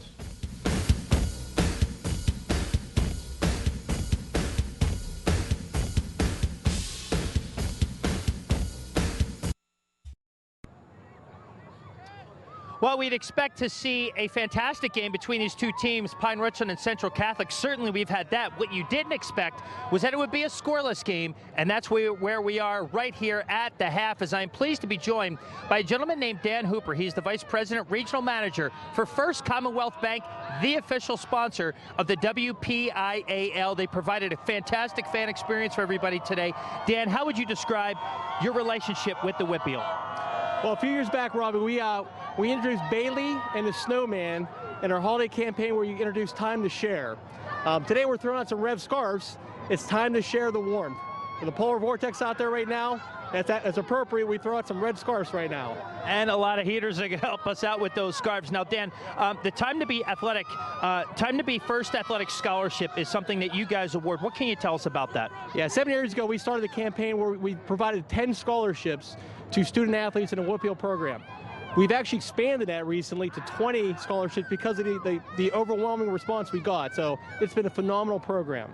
Well, Dan, watching some great football, and thanks to you for helping provide that experience on behalf of First Commonwealth Bank. Thank you, Robbie. All right. Guys? Robbie, thanks very much. And you take a look at the defense. That has been the story, Wolf, for this first half. No question about it. Indeed. Right here, John Patricia not able to get the edge. Then you got the fumble, right? Now you come up here, big stops by Pine Richland. Again, just hand it off. Oh, my goodness. David Adams showing you how to play downhill with violence. And then the interception here by David Adams off the deflection. Bryson Garner doing a nice job going up there and batting that ball away. So the defenses have been the big story here. A couple of offenses that are very prolific, but you come in and look at that yardage, just 135 to 109. But I think the big thing here, even though with the turnovers, Wolf, is that one right there in the bottom, the time of possession. Oh, there's no question about it, and this is exactly what Terry Totten wants to get done. You got to make sure that you're possessing the ball. You do not allow that explosive Pine-Richland offense to get traction and get that groove and get that rhythm, because that's what they've been lacking that entire first half. And I think Central Catholic's Terry Totten has to be pretty pleased, except for that turnover, had that opening drive really going. But obviously the defense to shut down Ben DiNucci and this offense is doing something, because Ben DiNucci comes into this game. You talk about the all-time passers in WPIAL history at the quad A level, and you're talking about number one right there at the top is Ben DiNucci, who passed Robbie Kalstein, a 4-year starter from Gateway earlier this year. And look who's number 4 on the list, going back to the North Hills Indians, Jack McCurry's old squads, and Eric Kasparovich. Again, Kasparovich is coaching DiNucci a little more wide open maybe than back in the day with Coach McMurray, but 87 yards in the first half today. And again, that's far below what Ben DiNucci and this Pine-Richland offense is used to being able to do. Well, it's all because Central Catholic has been able to get some wins on first down defensively, has kept Pine-Richland from being able to roll the chains continuously on third down. I mean, this is an explosive offense, but they've kept everything in front of them. They've tackled well, and they've created turnovers. So Pine-Richland will get the ball to begin the second half. Again, Coach Eric Kasparovich talking to Robbie as he went into the tunnel at halftime, saying they need to make some adjustments here offensively. And, you know, Central Catholic, the big question you ask is, did they learn something from the first game? Remember, that first game, Highmark Stadium, 48 points for the Rams, none here at halftime thus far. I'd say Terry Totten picked up a thing or two. And I would say that he'd made a few adjustments. Look, if I was Kasparovich, I'd come out again and I'd be wanting to get a little more Slomka-vated. Get Connor Slomka going and get him some wins on first down. Give you that opportunity to establish that running game. Now, once you're able to do that, you can pull those linebackers in with some of that nice play action and let Ben DiNucci work his magic with that arm. Slomka 7 carries, 24 yards in the first half. Ben DiNucci was 7 of 13. Again, just 87 yards. Did have the 1 interception. And Central Catholic, the one thing they have to be happy about is playing keep away. But again, they had that opening drive. We saw the fumble there by John Patrician. They were able to get inside the 20-yard line of Pine-Richland, came away with no points at the end of the first half, trying to get themselves into field goal position, maybe a little bit more. They come up just short then. So Central Catholic had some opportunities they let slip away. And even though I think you're happy you kept Pine-Richland off the board, you can't be too happy, because you know at some point you expect, I think, Pine-Richland to respond here offensively. You expect, but again, you're Central Catholic. Right now, you're sitting there going, this is a victory in the first half for them. 48 points last game, none so far in this game. You're saying to you boys, okay, everything's even keel now. We're on even footing. All bets are off. Jacob Rocky set to kick, and Rocky will squibble along the ground. It's going to be taken by DeAndre Gaston. Fumbles a little bit, picks it up at the 15-yard line, and spun down as he gets out to the 24-yard line. And so that is where they'll take over offensively. It's Vinny Emmanuel, the running back, comes up and makes the special team stop. You can see coming up, watch Vinny Emmanuel come up here. Talk about the low bridge. Wow. A low bridge with a half gainer. So they've got the offense out there in the field, the different personnel groupings, and now Eric Kasparovich's offense will take over. There's Ben DiNucci, 11:56 remaining here after the opening kickoff in the second half of the Quad A championship. DiNucci fakes to Slomka, throws to Gaston, and Gaston in and out of his hands on the bubble screen out to the right, so it'll be incomplete, and it will be a 2nd and 10. Now you've got that big 2nd and 10. No win on first down. This is great for Central Catholic. Now you're going to be able to do some things you want to do on 2nd down with such a big, well, you got 10 yards to go. You'd like to be able to get a little blitz in here. Here's a give to Slomka. Slomka off the right side. Slomka out to the 30 and then the 31-yard line. So he'll get 7 yards to bring up a 3rd and short before Brian Glover can make the stop. Well, Connor Slomka showing that power, just breaking a tackle and getting out around the corner. And poor DeAndre Gaston got himself a ballistic enema trying to block there. Slomka, by the way, heading to Army. where his dad Jim was a big star. And now a 3rd and 3. DiNucci will look over again. They're going to change the play here at the line of scrimmage. Trips to the left, 2 receivers to the right in an empty set. Opening possession of the second half. DiNucci back. He's going to keep. Quarterback draw right up the middle. He'll slide out to the 38-yard line. Well, we heard Eric Kasparovich talk about some adjustments. You wonder if maybe this was one of them. This is indeed one of them. You could see it coming. Everybody 5 wide spread. Make sure that you got nobody over the middle. As soon as you see it, as soon as the wall left goes, you can see DiNucci just takes off with the ball. He knew what he wanted to do with that ball when he saw the linebackers spread out getting into the B gaps. Interesting, we saw in that first game is the officials are talking. The clock is frozen here at 11:53, so we'll see what Stephen Hall and the officials are going to do. It looks like we're going to have an announcement here. Please reset the game clock to 11:41, and it'll start on my ready for play. That's interesting. So we've only had 19 seconds elapse. Find that to be very interesting after an incomplete pass.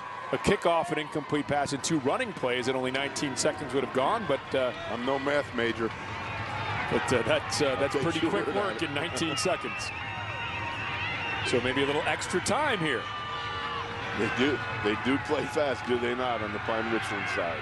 DiNucci floats one out to Murhut. Murhut will step inside a block and get out to the 49-yard line. First down yardage, a pickup of 11 yards before Hamlin and Glover make the stop.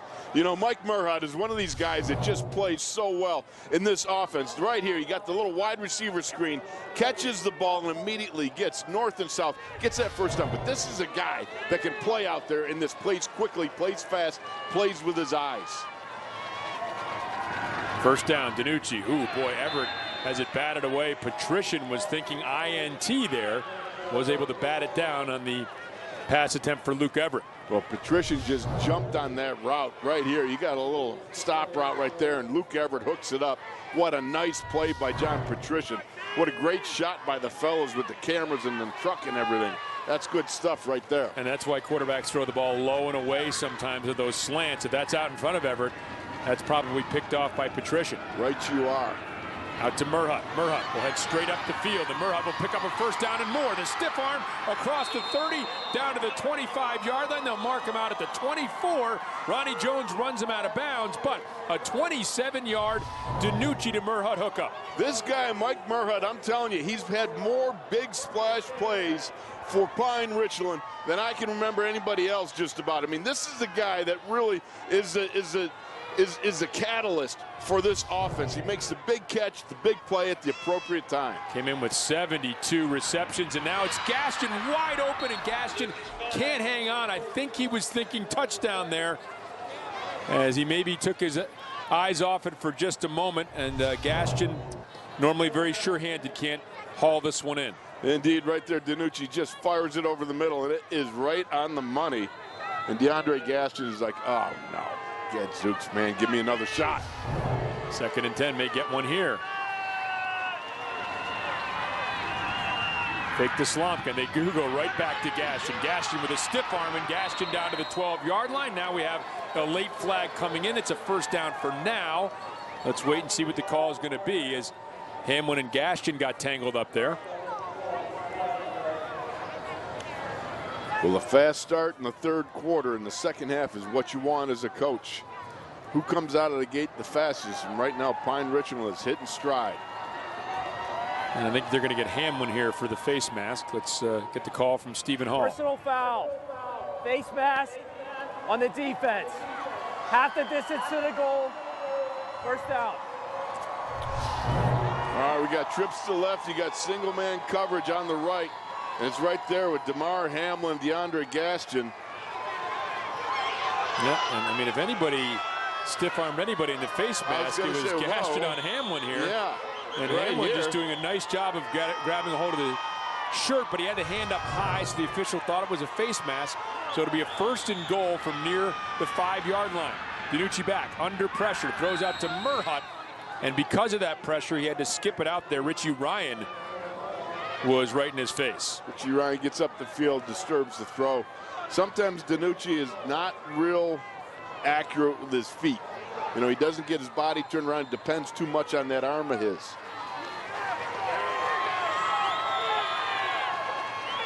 And now a 2nd and goal. DiNucci rolls. He's going to throw underneath to Merhut. And Merhut stays on his feet. Mike Merhut! Wow, what an effort! Battling through would-be tacklers and scoring on the 6-yard touchdown flip. Oh, you're looking at 5'8", 170 pounds of ground and pound with Mike Merhut. Unbelievable. You show the power of this little guy. Take a look at this now. You got the little shovel pass here. You got your guard pulling on that. He runs through a couple of arm tackles, drags the guy. Now remember, he's 5'8" and 170 pounds. The guy you like to call the Mercat, Michael Merhut. And Pine Richland on the board first. The extra point is up. It is good, and it is a 7-0 lead as Adam Napotnick boots it through. So Pine Richland takes the opening possession of the second half. It's Mike Merhut in the short flip from DiNucci. Pine Richland up 7-0.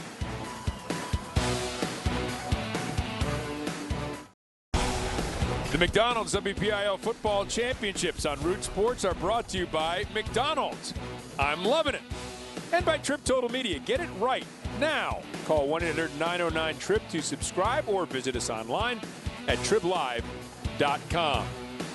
A little more of what we expected to see from Pine Richland offensively. They come out, they get the quick opening drive that only takes a minute and 36 seconds as we take a look at our Air National Guard scoring drive.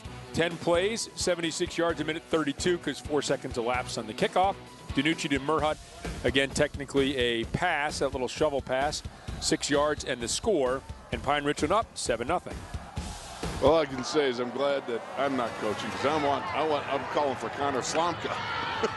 Here's the kick to Glover, and Glover, no fair catch here. He wants to run with it, crosses the 40, crosses midfield, knocked out of bounds. Excellent return. It's Jesse Meckler who's able to bang him out of bounds, but how about Brian Glover? Brian Glover just gets that ball and says, I'm going. No, there's no fair catch. There's no nothing. Nice straight arm. Then you get up on the sidelines, and then you get donked. 23-yard return here. Just when you turn the corner, you think, I could get somewhere else, and wham. And that was Jesse Meckler who came and knocked him out. But this just the kind of return Terry Totten was hoping his team would get. Sets him up in excellent field position. There's Glover, who, boy, did he play a great game on our air against Woodland Hills in the quarterfinals. Patrician out of the Wildcat. Cuts up the middle.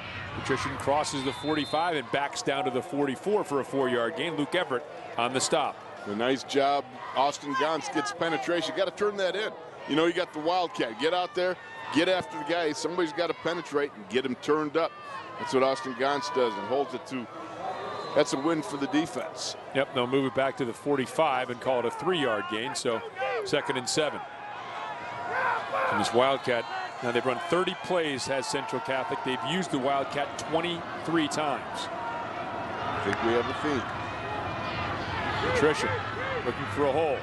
Nick Bird will get him down by the ankles as he gets down to the 42. Another pickup of 3 yards, and that's going to pick up or present a 3rd and short.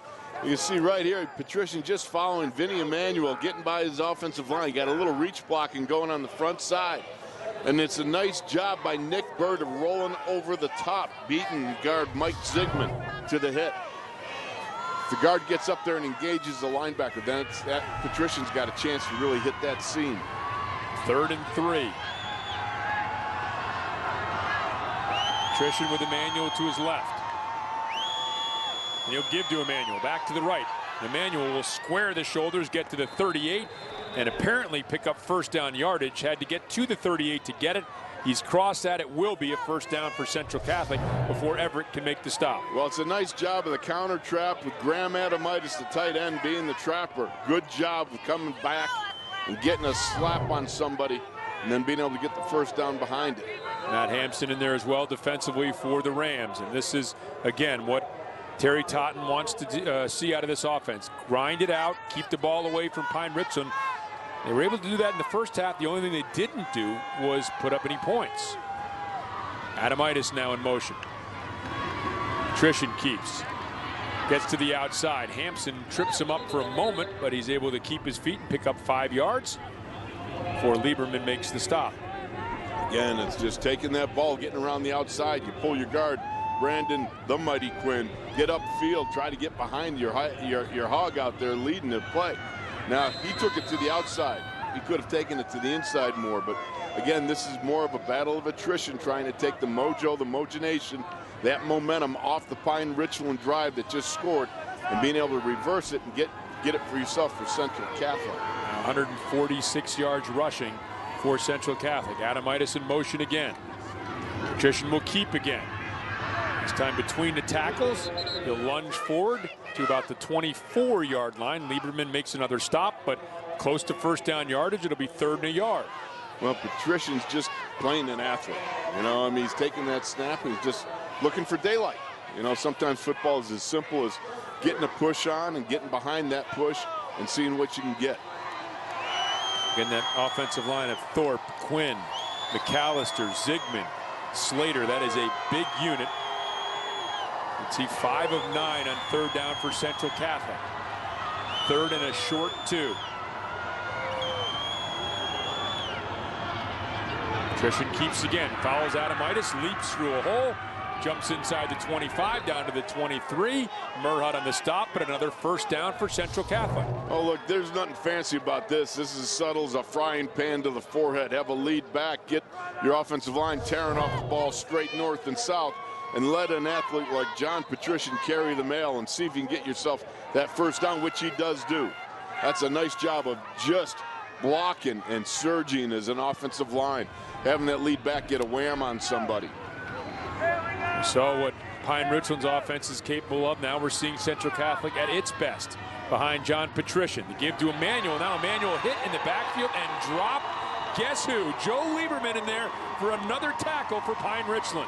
What a great play by Joe Lieberman, coming over the top of Graham Adamitis to make the tackle. Look right here. We've seen this play work time after time, but Lieberman beats the block at the point of attack and brings down the back, and that's just a great play.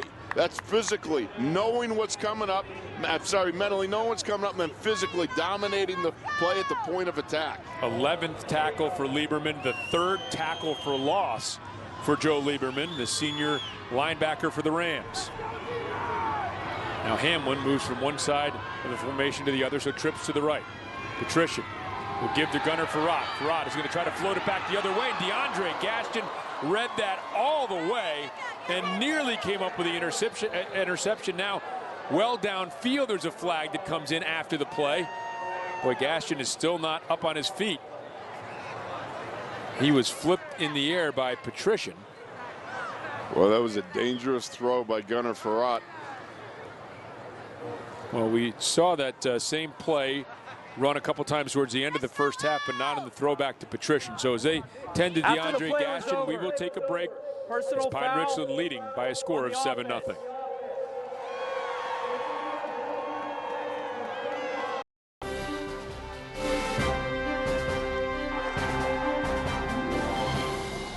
As we continue to celebrate the 100th anniversary of the first WPIAL championship, we want to highlight one of the best plays in championship game history. This was Gateway's Our Father play in 2009.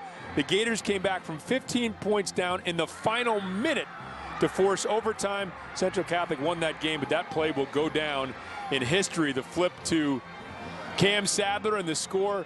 Wolf, that is one of the greatest games I have ever been to, any level, any sport. It was fantastic. It was shocking. I mean, to see that unveiled before us.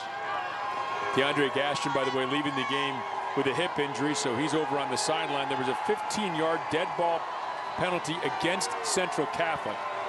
So they are 3rd and forever. Back at their own 43, they have to get down to the 13-yard line. So 3rd and 30. Gunnar Farad looking to throw. He's just going to try to haul one deep. Hamlin's down there, but so is Battaglia, and he's able to knock it away defensively for the Rams. Well, you had a feeling that was coming because Central Catholic just doesn't have the big guns to offensively overcome a deficit like that. They went back with that little roll up by Gunnar Farad, lofts it up there. The ball falls incomplete. Nice play defensively by Pine Richland. And really,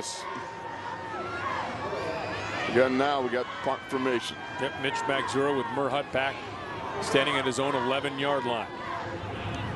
Magzura will end over end, trying to get this one to settle down deep.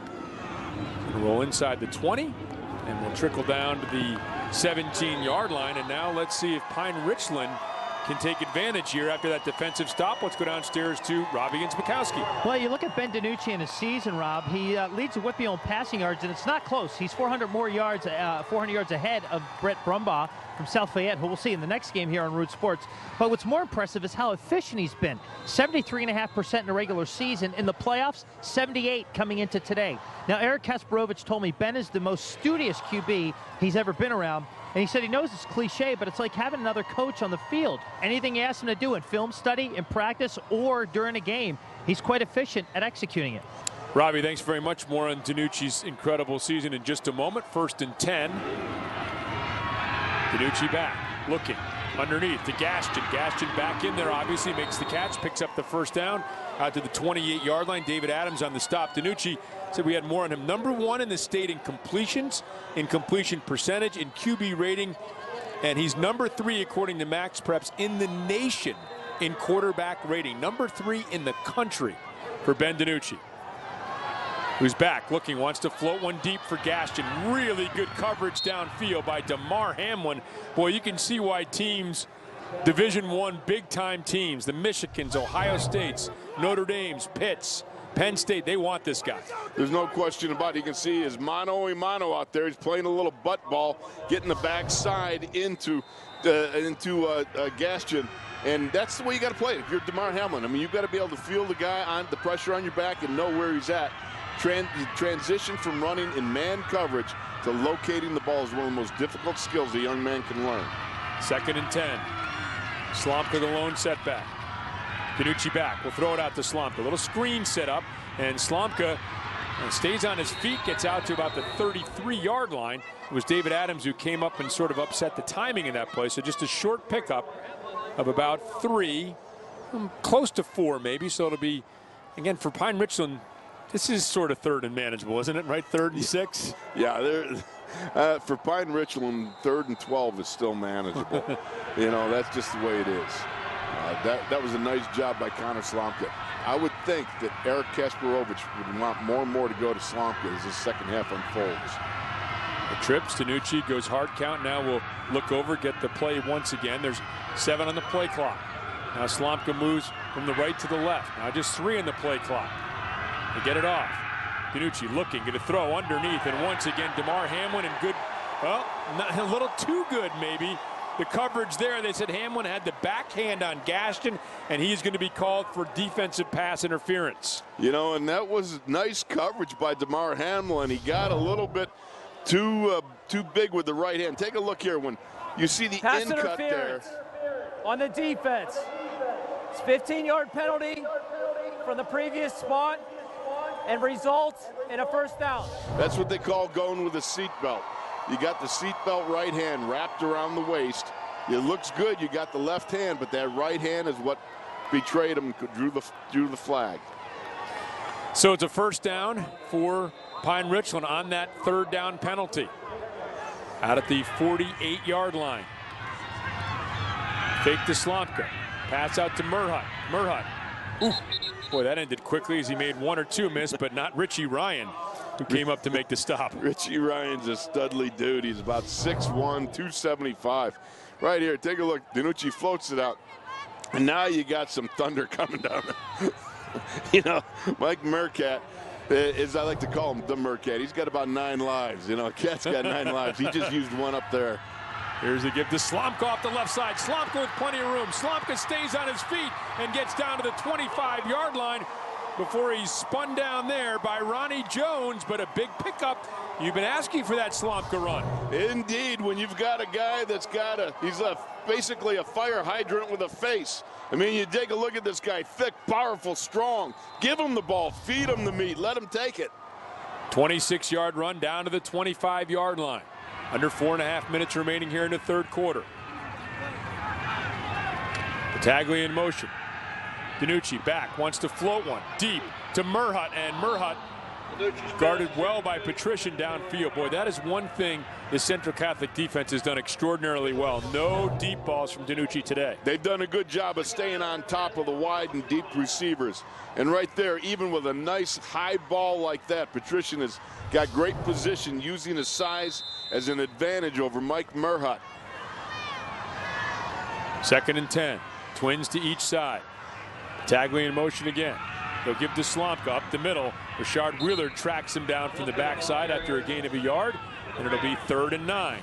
That's the biggest key when you're defending Connor Slomka. You've got to get penetration, make him run east and west rather than north and south. If he has to restart himself, that's a lot of muscle mass to get restarted, and you got a good chance of bringing him down. Look at the play selection for each team. Twice as many passes as runs for Pine Richland, and 6 times as many runs as passes for Central Catholic. I'll depend on your math, my friend. 3rd and 9. DiNucci, hard count. Central Catholic, a blitz. Tossed out for Gaston, and we have contact down there. Incomplete pass, but there was contact. Gaston calling for a penalty on Joe Tyndall. Let's see if he gets the call. Joe Tyndall locked in man coverage with DeAndre Gaston, a nice pump fake. They would come out of a formation that they had run previously with. So you think maybe they're going to run the ball, but no. Right there, DeAndre Gaston running that post pattern. Half the distance to the goal results in a 1st down. So Stephen Hall says once again, this is pass interference, Wolf. Indeed, and right here you can see Joe Tyndall, look at the right hand over the shoulder, getting a pull on it. So 2 big penalties, both coming on 3rd down. Both are 1st downs for Pine Richland, who has the ball at the 12-yard line, looking to add another score here in the 3rd quarter. Pine Richland is getting its mojo going, starting to feel that rhythm and flow. Ernest Williams is checked in as a sidecar to the left. And the pitch out to Williams. Williams gets to the corner. Williams loses the football. Let's see. Central Catholic thinks they have it. On the first rush of the game for Ernest Williams, they do. Romello Broughton is on top of it, and Central Catholic has come up with a big turnover. Now, we saw this, Wolf, on Central Catholic's opening drive. The Patrician fumble, now the Williams fumble stops the drive. Well, you can see right here, DiNucci just pitches it out to Ernest Williams, and right here comes up along the sidelines. That ball gets bonked right out.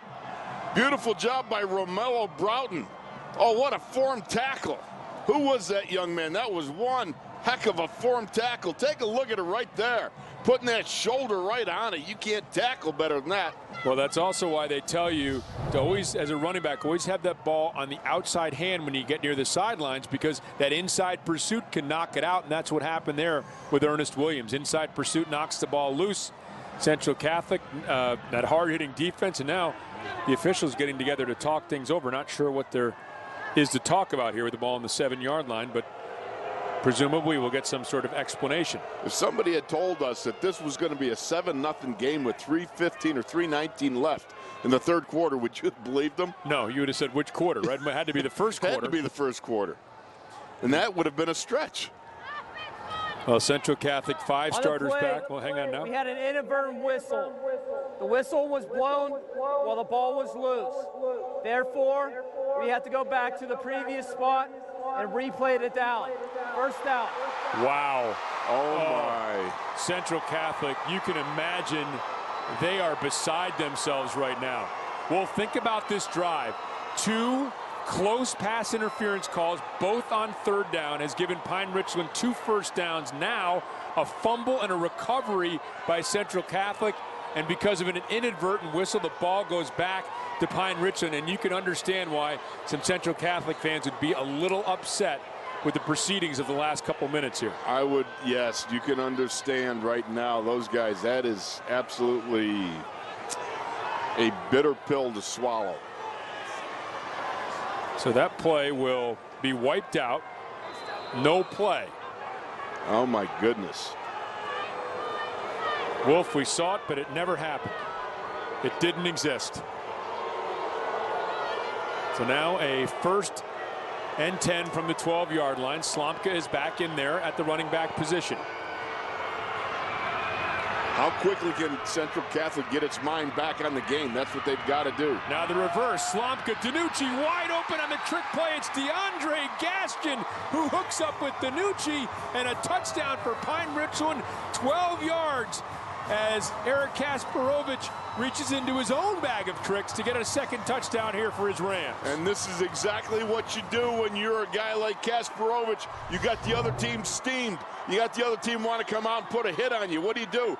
Gadgetration, run a little razzle-dazzle. And you got DiNucci going into the end zone. Adam Napotnik will come on to try the extra point. 13-0 game. The kick is up. It hooks through. And Pine Richland up 14-0. Ben DiNucci saying, hey, let's hear it from the sidelines. Big crowd here on hand. Take a look. You're going to see DiNucci take the snap. But what you got is you got a lot of hot heads coming at you right here from Central Catholic. They want to get after it, right? But you're going to go and you're going to pitch it, then you're going to come back around. And if you're DiNucci, you're going to just slide off and get out here and make yourself obscure. Okay, run it. A lot of hot heads coming after this call. All right, and the snap was off, and went right to Slomka. I didn't even see that part. That's absolutely terrific. And what a great job of Ben DiNucci just kind of sauntering off as you're walking towards the sidelines almost. And you've got a lot of, here's the thing about it, you got so much emotion. Guys getting steamed about the call, and they've got to refocus quickly. And what a great job of taking advantage of that. So the perfect time to call that. And then, you know, as a defender, you're sort of paralyzed twice, right? I mean, the first time you think, oh, direct snap, didn't see that coming, and you want to charge forward. Then, oh, here comes the reverse, didn't see that coming. And then the third play off of that is the toss out to DiNucci. It really was. You know, the thing I didn't even pick up on at first was that DiNucci walked away to that direct snap. So, boy, you know, if Central Catholic does not come back to win this game, they're going to be talking a lot about what just happened there. As we take a look at our Air National Guard scoring drive, 8 plays, 83 yards, 2 minutes and 45 seconds. Gaston to DiNucci, a 12-yard touchdown pass, and it's 14-0 for Pine Richland. For Terry Totten, 2 very close interference calls, keeping the drive alive twice, and then the fumble that was called back. This is Ronnie Jones, and Jones is dragged down from by Burnham from behind. On a special Inside Pirates Baseball, relive a thrilling 2014 season packed with crucial games, key home runs, highlight reel catches, and much more. The Pirates roared into the playoffs for the second straight year. It's worth seeing twice on Inside Pirates Baseball 2014 season review, Wednesday after Penn's postgame on Root Sports. You know, that play call there reminds you of something that Kent Tekulve always says. The best time to squeeze is right after a triple, because, you know, the pitcher's discombobulated, everybody's kind of off, and that's a good time to catch him by surprise. And you loved that trick play at that particular time after that emotional no call. That's exactly the case. So now Central Catholic has got to get on its high horse. They've got to finish off a drive here. 7-yard gain for Vinny Emanuel. Matt Hampson on the stop for Pine Richland.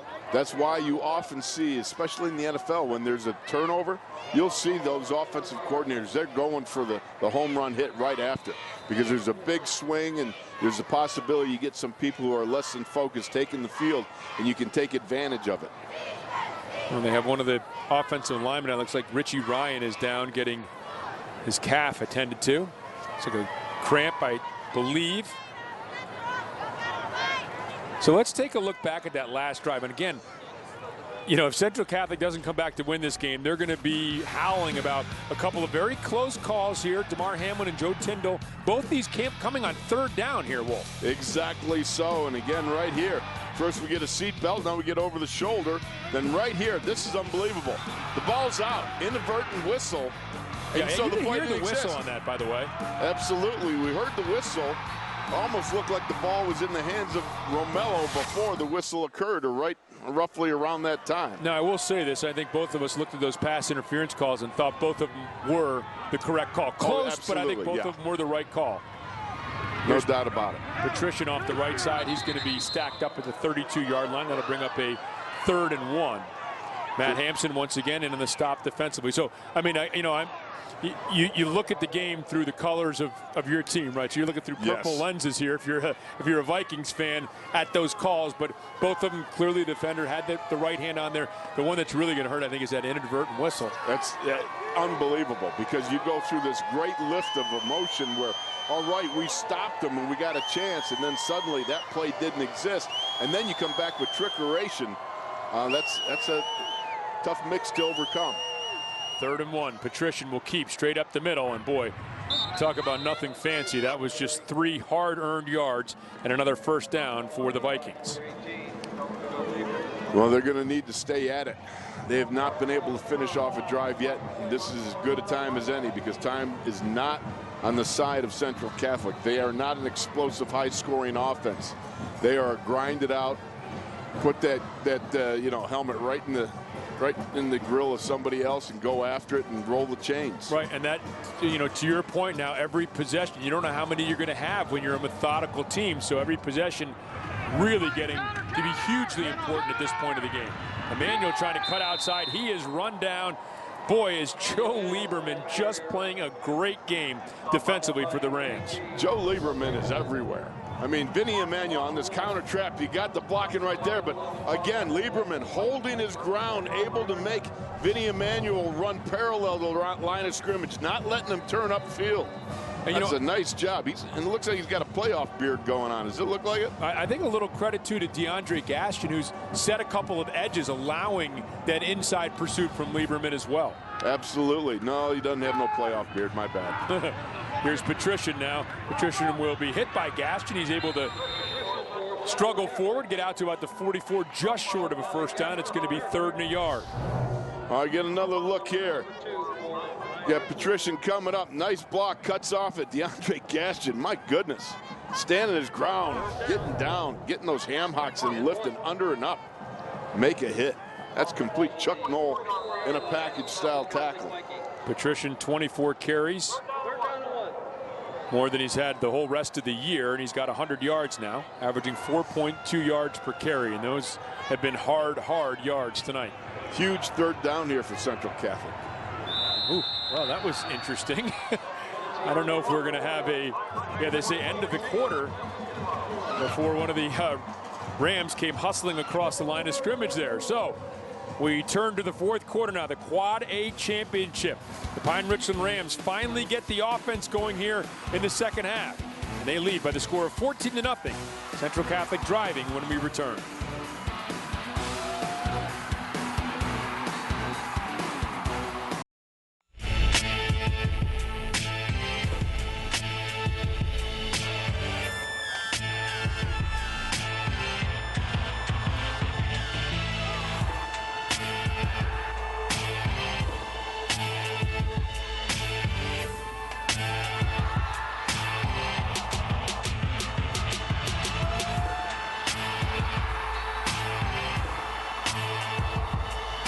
Couple of touchdowns here by Pine Richland in the 2nd half, and we are set to begin the 4th quarter now.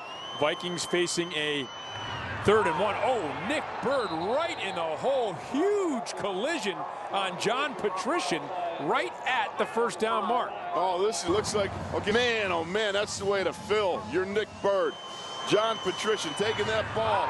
He gets rocked, but he gets enough for a first down. That is a bird of a different feather, my friend. That is a big hit in the hole there by Nick Bird, senior middle linebacker for Pine Richland, but a first down for Central Catholic. If he's a bird, he's an eagle, my friend, because he filled that hole. 14-0. Now Patrician wants to throw. Patrician in trouble. He'll sprint back to the left. He crosses midfield, crosses the 45, and the 40 stays on its feet. Mike Murhut is finally there to make the stop, but a 20-yard pickup call at 21 down to the 44 and a first down for Central Catholic. Well, this is about as razzle-dazzle it gets for Central Catholic. John Patrician just rolling out. Now I'm going to take off and run. And this is what athleticism can do for you. And you can see right here, nice job of picking your way through, but you get stuck on a tackle. Looks like you got on the horns of a bull. Take a look here. Patrician's coming up, and right there, another nice form tackle. It's Mike Murhut. I had a flashback to Pat Fisher. Remember Pat Fisher? Little tough defensive back in the back in the 70s? If he got stuck on a bull, it was a ram, I would say. Oh. Talk about the horns. Patrician trying to get to the edge here.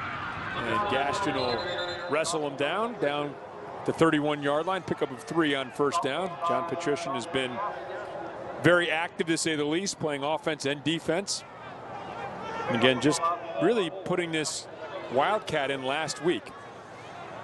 And doing a nice job. Look, Central Catholic has got to focus. They got to stick this one in the end zone. Because as you can see, this is a methodical offense just kind of plundering its way down the field. And they've got to be able to finish off this drive. They're running out of opportunities, out of possessions. 2nd and 6. They'll give them 4 in that first down run, and not much there. Riley Jordan stopping things in the middle there defensively after a yard pickup by Patrician. This is where it really hurts Central Catholic after a good win on first down. And then you go with a run again, and Pine Richland playing the run. Doing a good job. That is the Riley Jordan in there. At this point, Wolf, as Central Catholic 8 for 13 on third down conversions, I think if they don't get it here, they're going to be going for it on 4th down. Yeah, this is definitely, in my mind, you got 4 down territory here. Showing no signs of speeding things up. 10 on the play clock as they're not even yet set at the line of scrimmage. Jones in motion. Patrician will fake the pitch to him. He'll keep, he's hit hard as he crosses over, but continues to fight forward. That was your guy Ben Zoller in there on the hit, but Patrician able to drag him forward, and it's going to make it a 4th and about a yard, maybe 2 here. Well, we're going to find out if John Patrician had any sinus problems, because they got cleared on this hit. Coming up here, man, that's a tough hit, but to Patrician's credit, he keeps his legs churning. I mean, that's a heck of a hit he took from Benny Zoller, but yet able to just keep staggering forward now, at least making it a makeable 4th down opportunity. 4th and 2 from the 26-yard line. McAllister breaking the huddle, getting the team to the line of scrimmage. Patrician has Emmanuel to his left. Patrician will keep heading to the left, tries to duck outside. He's going to pick up the first down and more. And Patrician is tripped up by Mike Merhut, but he gets all the way down to the 11-yard line. First down for Central Catholic. Well, it's a nice job of overloading the left side. Right here we see Patrician getting out there. Big C.J. Thorpe getting some people on the ground. And all you got is Patrician just finding a little crack to the outside and being able to get upfield, get that first down. 15-yard run for John Patrician. Had a piece of jersey hanging off back there. Man, who made the stop? Nobody but Mike Merhut, of course. First down from the 11. For 5'8" and 170 pounds, that guy packs a lot of football. He is definitely tough. Give to Ronnie Jones on the counter. Jones finds a crack. Just tripped up as he crossed the 10-yard line, able to get down to the 5. And guess who tripped him up, Wolf? One guess. How about my man, Mike Merhut? Yep, Merhut got in there, grabbed an ankle, and made the stop. Take a little look here. Ronnie Jones has got it. He knows he's got it. It's only a leaping, one-armed ankle grabber by Mike Merhut that keeps Ronnie Jones out of the end zone. 13th play of the drive. A drive that began in the 3rd quarter, crossing over here to the 4th quarter. 2nd down, 4 yards to go. Patrician to the right. Patrician trying to get to the edge. And Patrician will get to the pylon and score. John Patrician, a 5-yard touchdown run, capping a 13-play, 77-yard drive. And the Vikings are on the board. Well, we got just John Patrician left, John Patrician right. And here we go, John Patrician right again. Take a look at this. It's just outmaneuvering the outer leverage of the Pine Richland Rams defense and being able to just skedaddle around that corner, and Patrician does it. And what doesn't this guy do? Just scored a touchdown. Now he's a holder. Max Zura, 62 of 63 extra points on the year. Snap good to Patrician. The boot is up. That boot is good. And Central Catholic on a 13-play drive. It took almost 7 minutes of clock, but they have cut the lead to 14-7 on the Patrician TD run. Today concludes our 18th season of McDonald's High School football, and we're looking back at the best moments from this year. Relive the greatest games, catches, touchdowns, and moments on the best of McDonald's High School football 2014. Tonight after our Quad A game coverage on Root Sports. Yep, had another great year. More fun this year? More fun, my friend. It's always a pleasure and always a privilege. Let's take a look at our Air National Guard scoring drive. 13 plays, 77 yards. John Patrician finishing things off with that 5-yard touchdown run. And let's see what Jacob Rocky will do here. He's going to go ahead and boot it deep. It's going to be taken by DeAndre Gaston at the 12. Gaston, oh, boy, is he walloped as he gets out to the 24-yard line. Man, did he take a big hit from Jacob McKee as we take a look at the last drive here by John Patrician. And Patrician runs for 65 of the 77 yards, Wolf, on this drive. Well, you can see he is just one of those guys that stays after it. You know, got Patrician going to the left. Oh, wash, rinse, and repeat like we talked about. Do it again. Now you want to get him again? Well, let's just go to the right and see what Patrician can find. And he finds pay dirt. And remember, there's no dirt like pay dirt, my friend. Yep, 31 carries, 150 yards, and now we'll come out and try to help the team defensively. Fake to Slomka, pass out to Gaston in the slot. Gaston gets out to the 29-yard line. He'll pick up about 4, maybe 5 yards on that first down pitch. John Patrician, why not? Go ahead and make the stop, young man. Well, you know, Robbie was talking about the fact that Eric Kasparovich refers to Ben DiNucci as, with the cliche, he's like having a coach out there, but cliches are cliches because they're true. And it's true, Ben DiNucci is like having a coach out there. He's one of these, you know, studious guys. He's in the playbook.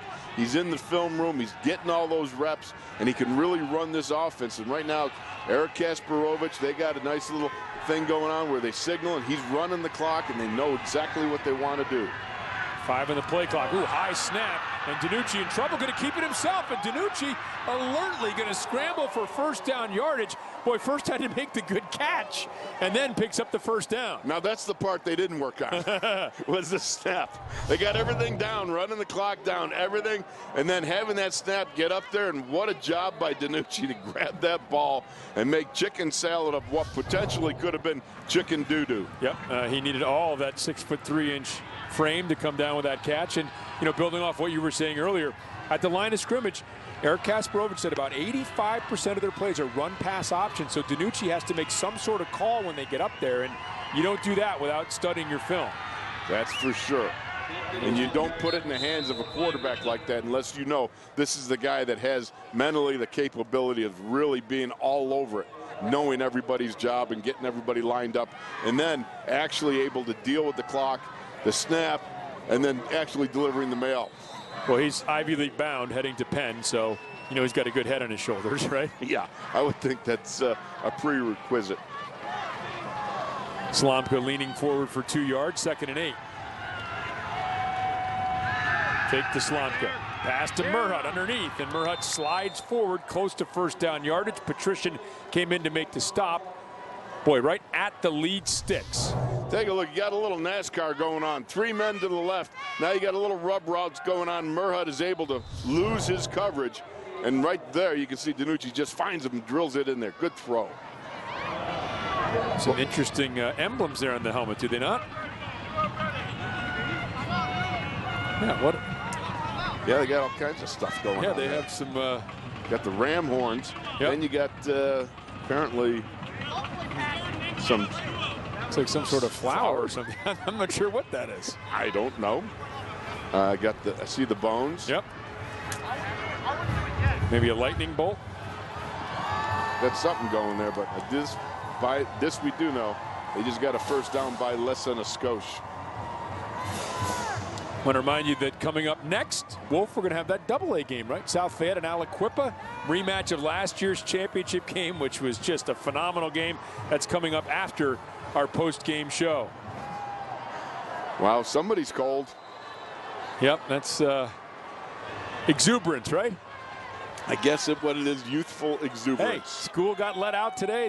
They had a day off. Everybody could come down here, watch the game. Well attended by the Pine Richland faithful. Those guys making no bones. I think they know they're cold, right? The other guy with the shirt off doesn't know he's cold. Here's a give to Slomka. Slomka off the right side. Rashad Wheeler goes for a bit of a ride as Slomka picks up 5 there. Wheeler finally drags him down. Yes, and if you're going to carry somebody like Rashad Wheeler, you better have some strong wheels of your own right. Connor Slomka here just carries the 6'4", 260-pound Rashad Wheeler for about 4 or 5 yards there. That's showing some good leg strength, I'd say. Yeah, Slomka originally was going to play lacrosse at Ohio State and then opted to follow his dad's footsteps, Jim, to head to Army, where he will play college football instead. At West Point. Slomka hit hard, and down you go. It's David Adams who comes up with a stop. As we mentioned, the leading tackler for Central Catholic. And here is Connor Slomka on the lacrosse field. That's all you need. It's like coast to coast. It's like hockey without ice skates. Tremendous, tremendous game. Midfielder for the Rams lacrosse team. Well, you grew up in Western New York. I grew up in Central New York. Right. I never played lacrosse. Did you ever play lacrosse in high school? Gym class we used to. Gym class. Well, that was it. Yeah, that was just not a you good gave idea. A bunch of 17-year-olds weapons. Is all that was. Here's Danucci. He's going to float one for Everett. Everett goes up high, but really good coverage downfield by Bryson Garner. Incomplete. And so Central Catholic, not a lot of time left, but looks like maybe they forced a punting situation here. Well, this is a nice job by Bryson Garner, not getting fooled, playing mano-a-mano, man coverage out there. Got a safety over the top. You can see running with Luke Everett, but a good job by Luke Everett not to battle for that ball, not to let it get picked off. Though in that case, it might have been as good as a punt. Yeah, Danucci going hard count here. Draw him offside would probably be a first down, but now he's going to drop back into that punt formation and will just quickly, without a step, boot it away. And this is going to take a nice, friendly roll. So it wasn't that effective the first time, but this time just what they were hoping for. It rolls out of bounds at the 9, and with 3 minutes and 49 seconds left, the defending champion Central Catholic Vikings have the ball, down a score. We'll bring the action to you when we return on McDonald's High School Football on Root Sports. Pine Richland's last WPIAL football championship came back in 2003 when the Rams defeated Thomas Jefferson 21-7 in the AAA title game. Pine Richland won its first WPIAL championship since winning back-to-back titles in '69 and '70 when they were AA Richland High School. Neil Walker a part of that championship as well. And there's Claire Altimus getting the bat as we take a look at the Pine Richland's WPIAL championship playoff history. 5 appearances all time. Again, this is their first in Quad A. They moved up to that level back in 2008. As you mentioned, in '69 and '70, won AA titles as Richland High School, won one in AAA in 2003. And now Quad A. They became Pine Richland High School back in 1993, by the way. Now, without having to snap the ball, John Patrician will pick up 5 yards for his team. As Ben Zoller jumped off sides there. Your guy's eager to get going there, Wolf. Encroachment on the defense. 5-yard penalty, remains first down. You know, Eric, Kasparovich is saying, Benny, the ball's right in front of you. Well, I'll Watch tell you, the ball. They will take 5 yards any way we can get them. Keep in mind that last drive took about 7 minutes. Yes. And so they have 86 yards to go now, and they only have 3 minutes and 49 seconds. Here's Patrician moving to his left. Patrician trying to get to the outside, and he's dragged down. DeAndre Gaston was there after a pickup of about 3. And the big thing is they got to spring something big. They got to get a chunk somewhere along the line here. It's not going to be good enough just to roll the chains. Well, obviously not going to huddle here, so that will help. They also have all 3 timeouts remaining. 2nd and 1. You give Patrician 4 on that run. Patrician will try to come outside to the right. Cuts it back up. Close to first down yardage at the 19-yard line. Luke Everett comes down to make the stop along with Nick Bird. And it's going to be enough for a first down, so the clock stops as they move the chains. It was a big collision there. Nick Bird coming down the line. Getting a good hammer on him. 2 of them colliding. Good football. Huddling here with 3 minutes and 5 seconds remaining. Clock continues to roll under 3 minutes. 10 on the play clock. It's Patrician. The line of scrimmage. Give to Ronnie Jones on the counter, and he is hit. Down he goes, and it is Joe Lieberman in with another big stop back at the 14-yard line. Joe Lieberman again making another big stop. Going back to the well with the counter trap, Ronnie Jones. But Joe Lieberman able to get upfield on Graham Adamitis and defeat the block. With 13 tackles for Lieberman, 5 for losses, Wolf. And in fairness, that's a play where Ronnie Jones got to see the inside of that. Adamitis is trying to kick him out. He tried to run and bleed over the top and ran right into. And now there's Ben Zoller, and Zoller will stop him at the 13-yard line. Another loss on the play as Zoller got some help from Luke Everett, but it's going to bring up 3rd and long. And this is the problem for Central Catholic. They get behind the sticks, then they complicate it by getting even further behind. Benny Zoller coming over and putting a big squash on Patrician. Now, you notice that they don't have any of those bones or lightning rods or swirls on old Ben Zoller's helmet. All you see is peeling paint on that baby. Yeah, the mark of a tough guy down in the middle of the trenches. He's done a good job ranging, playing both those A gaps and B gaps. You know, back in high school, we never used to like to clean our helmets. We always, because you get the smears from different teams, and oh yeah, that one was from when we played this team, and that one was that's Richfield Springs, and that one's New York Mills. They had different colors and stuff, and you wanted those all over your helmet. Oh, absolutely, because that would just wash the knowledge out of your helmet. See. Here's our McDonald's players of the game for each team. How about Ben DiNucci? The work he did. 173 yards passing, a passing touchdown, and a pass reception for Ben DiNucci as he tries to lead the Rams to their first ever Quad A WPIAL championship. And John Patrician, 34 carries, 154 yards, a touchdown, of course, also playing defensively for the Vikings. And he remains in at the quarterback position after the timeout. Our McDonald's player of the game, 3rd and 15. We're going to have something that involves a little trickeration for this amount of distance. Patrician back. Going to loft one deep. And Gaston running stride for stride with DeMar Hamlin, and it is incomplete, and it will be a 4th and 15. DeAndre Gaston got man coverage on DeMar Hamilton.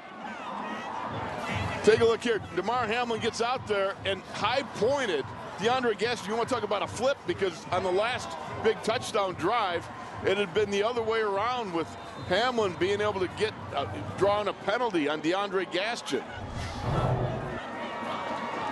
So wow, they're going to bring Mitch Magzura back in punt formation with 1:57 remaining and 2 timeouts. Pine Richland has nobody back to receive.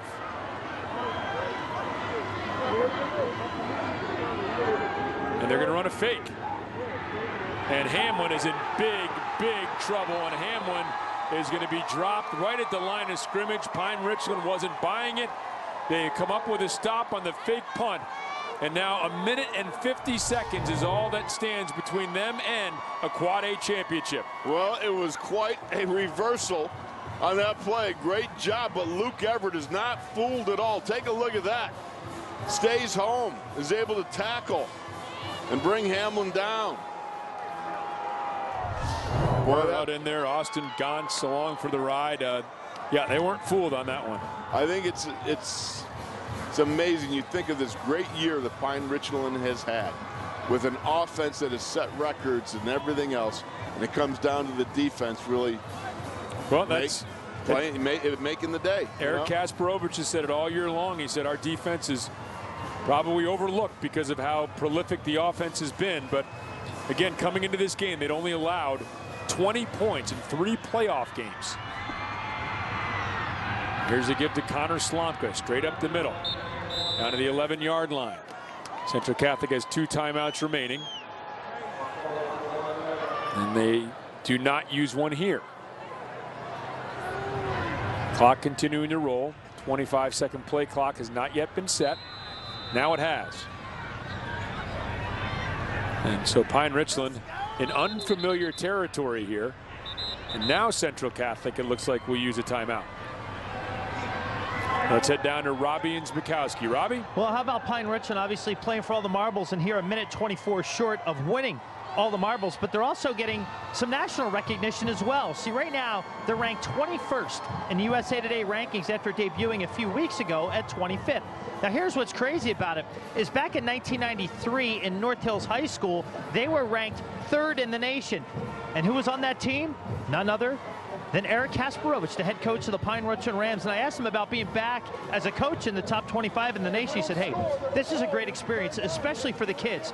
They embrace it, but they also know we are not going to be there long if we don't win this ball game today. And I think in a minute 24 seconds, Rob and Craig, we're going to find out that they may be able to improve on that ranking just a bit. No, Robbie, of course, they still have to hang on. We've seen some crazy things happen here in the waning moments of WPIAL games. Here is Eric Kasparovich, quarterback and linebacker for North Hills. How about that, number 33, the quarterback position. Showing a little toughness there, huh? Went on to Pitt, where he was an excellent linebacker, a leader, a real winner. Number 3 in the country in high school. Of course, that's the sort of mythical rankings, right? Because those teams don't play, but still, that's pretty heady stuff. And just his second year here at Pine Richland, done a great job with his team to give up to Slomka. Slomka cutting it outside. Boy, Slomka's going to go out of bounds now. That will stop the clock down at the 6-yard line with 1:18 remaining, and that's helpful for Central Catholic. Joe Tyndall's able to push him out of bounds. And you see right here, Connor gets himself going out, and Joe Tyndall trying to bubble over there, and Joe just drives him out. But you got to sit there and go. I can see Eric on the sidelines going, Connor, hello. Yeah, you'd like to stay in bounds there and make him use that final timeout. You are going to West Point, young man. There will be academic standards and achievement. Lofty ones. Yes, lofty ones. You're going to have to overcome. So now a 3rd and about 2. I'm going to call it 3rd and 3. It's sort of a short 3. You have to get just inside the 4. DiNucci rolling out. DiNucci going to keep. DiNucci's going to score. Ben DiNucci has thrown for a touchdown. He's caught a touchdown. Now he's run for a touchdown. And with 1:11 remaining, Pine Richland goes up 2 scores. Nice job right here. Take a look. Now you get the little fake, little naked bootleg. He says, all right, time to tuck it. And what? Oh, he stuck the landing right here. Kasparovich coming out to put his own mark on the touchdown.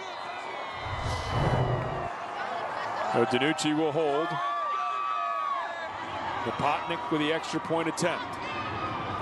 Kick is up. Kick is right down the middle. Ben DiNucci says, how about it?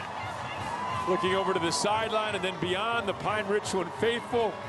Head coach Eric Kasparovich. Yeah, how about that? Those two guys have had so much to say about the resurrection of this Pine Richland program. Of course, as we mentioned earlier, excellent at the AAA level.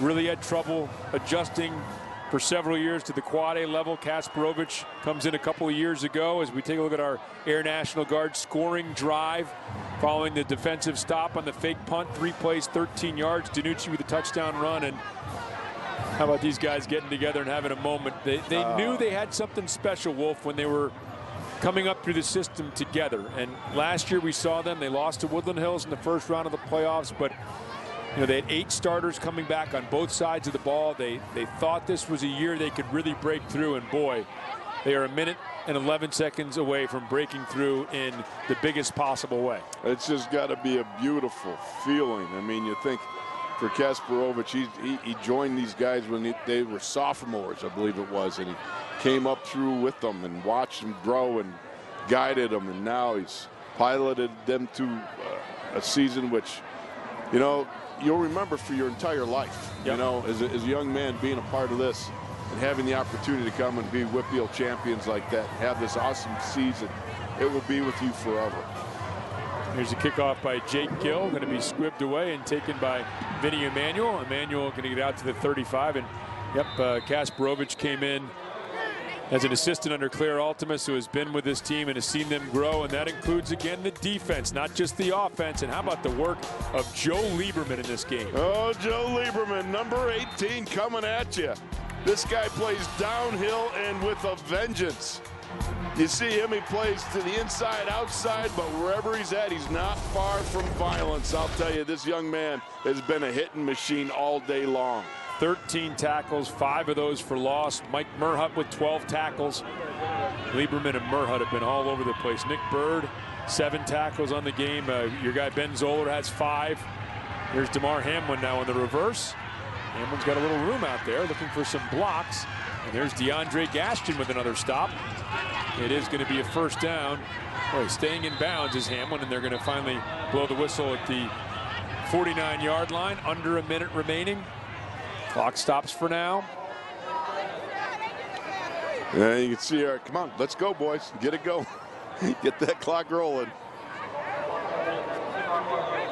Well, you can see Central Catholic really did learn from that first game, and they had a great game plan. They just were not able to get up enough to get within striking distance.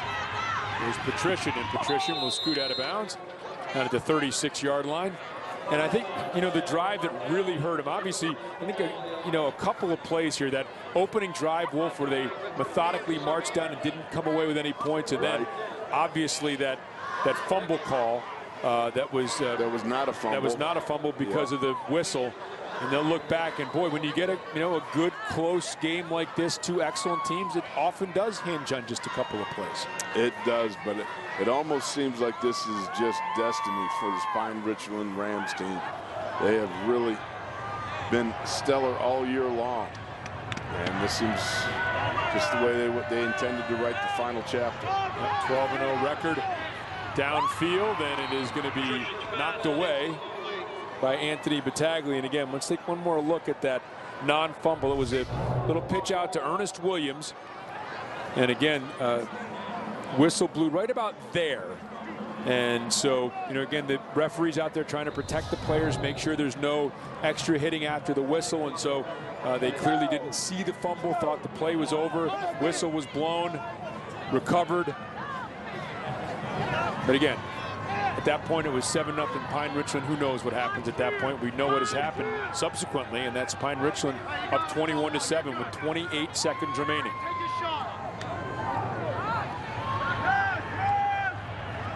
This is Gunnar Farad who's checked in. He'll go deep for Patrician. Battaglia in coverage. It's incomplete, and it'll bring up a 3rd down. So Gunnar Farad, son of former NFL player Gus Farad of Ford City. Excellent player in his own right. Ben DiNucci has the Gatorade jug along with Connor Slomka. Ooh, that's going to be chilly today. Yeah.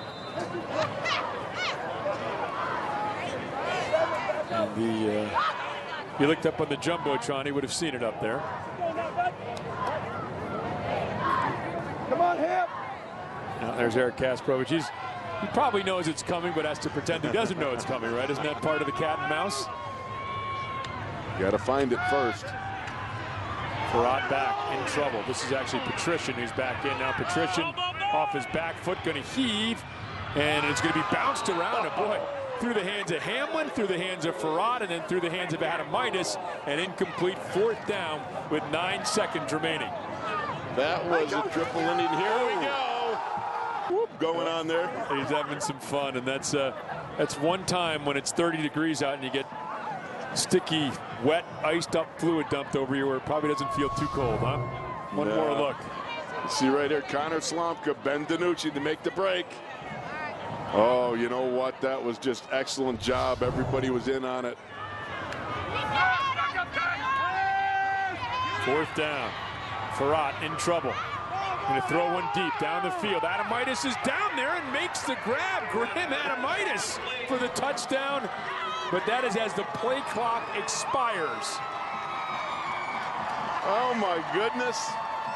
So it's Central Catholic, boy, they went down like champions, as you would expect a Terry Totten coach team to do. Wolf down to the final whistle, throwing one more body blow here. Exactly. Exactly. The Terry Totten team is going to fight to the end. So no PAT needed. That will be the final score, 21-13. One more look at this last touchdown. Gunnar Farrat getting it all going right here at the end. Graham Adamitis high pointing it over the top. You know, Gus is standing somewhere going, yeah, I showed him how to do that. So 21-13 is the final. Pine Richland at first championship, the Quad A level. These two teams, again, Quad North rivals, so they meet during the regular season. Pine Richland beat them for the first time, had their first ever winning season at the Quad A level, won their first ever playoff game at the Quad A level, and of course now have backed that up with their first ever championship at the Quad A level. Well, that was certainly a hard-fought game, a game that we expected to be much higher in the point total. Both defenses playing hard, doing a great job. Some good tackling out there, some fierce blocking. And I love the mutual respect you have at the end of it. Look, you know, this was Pine Richland's year.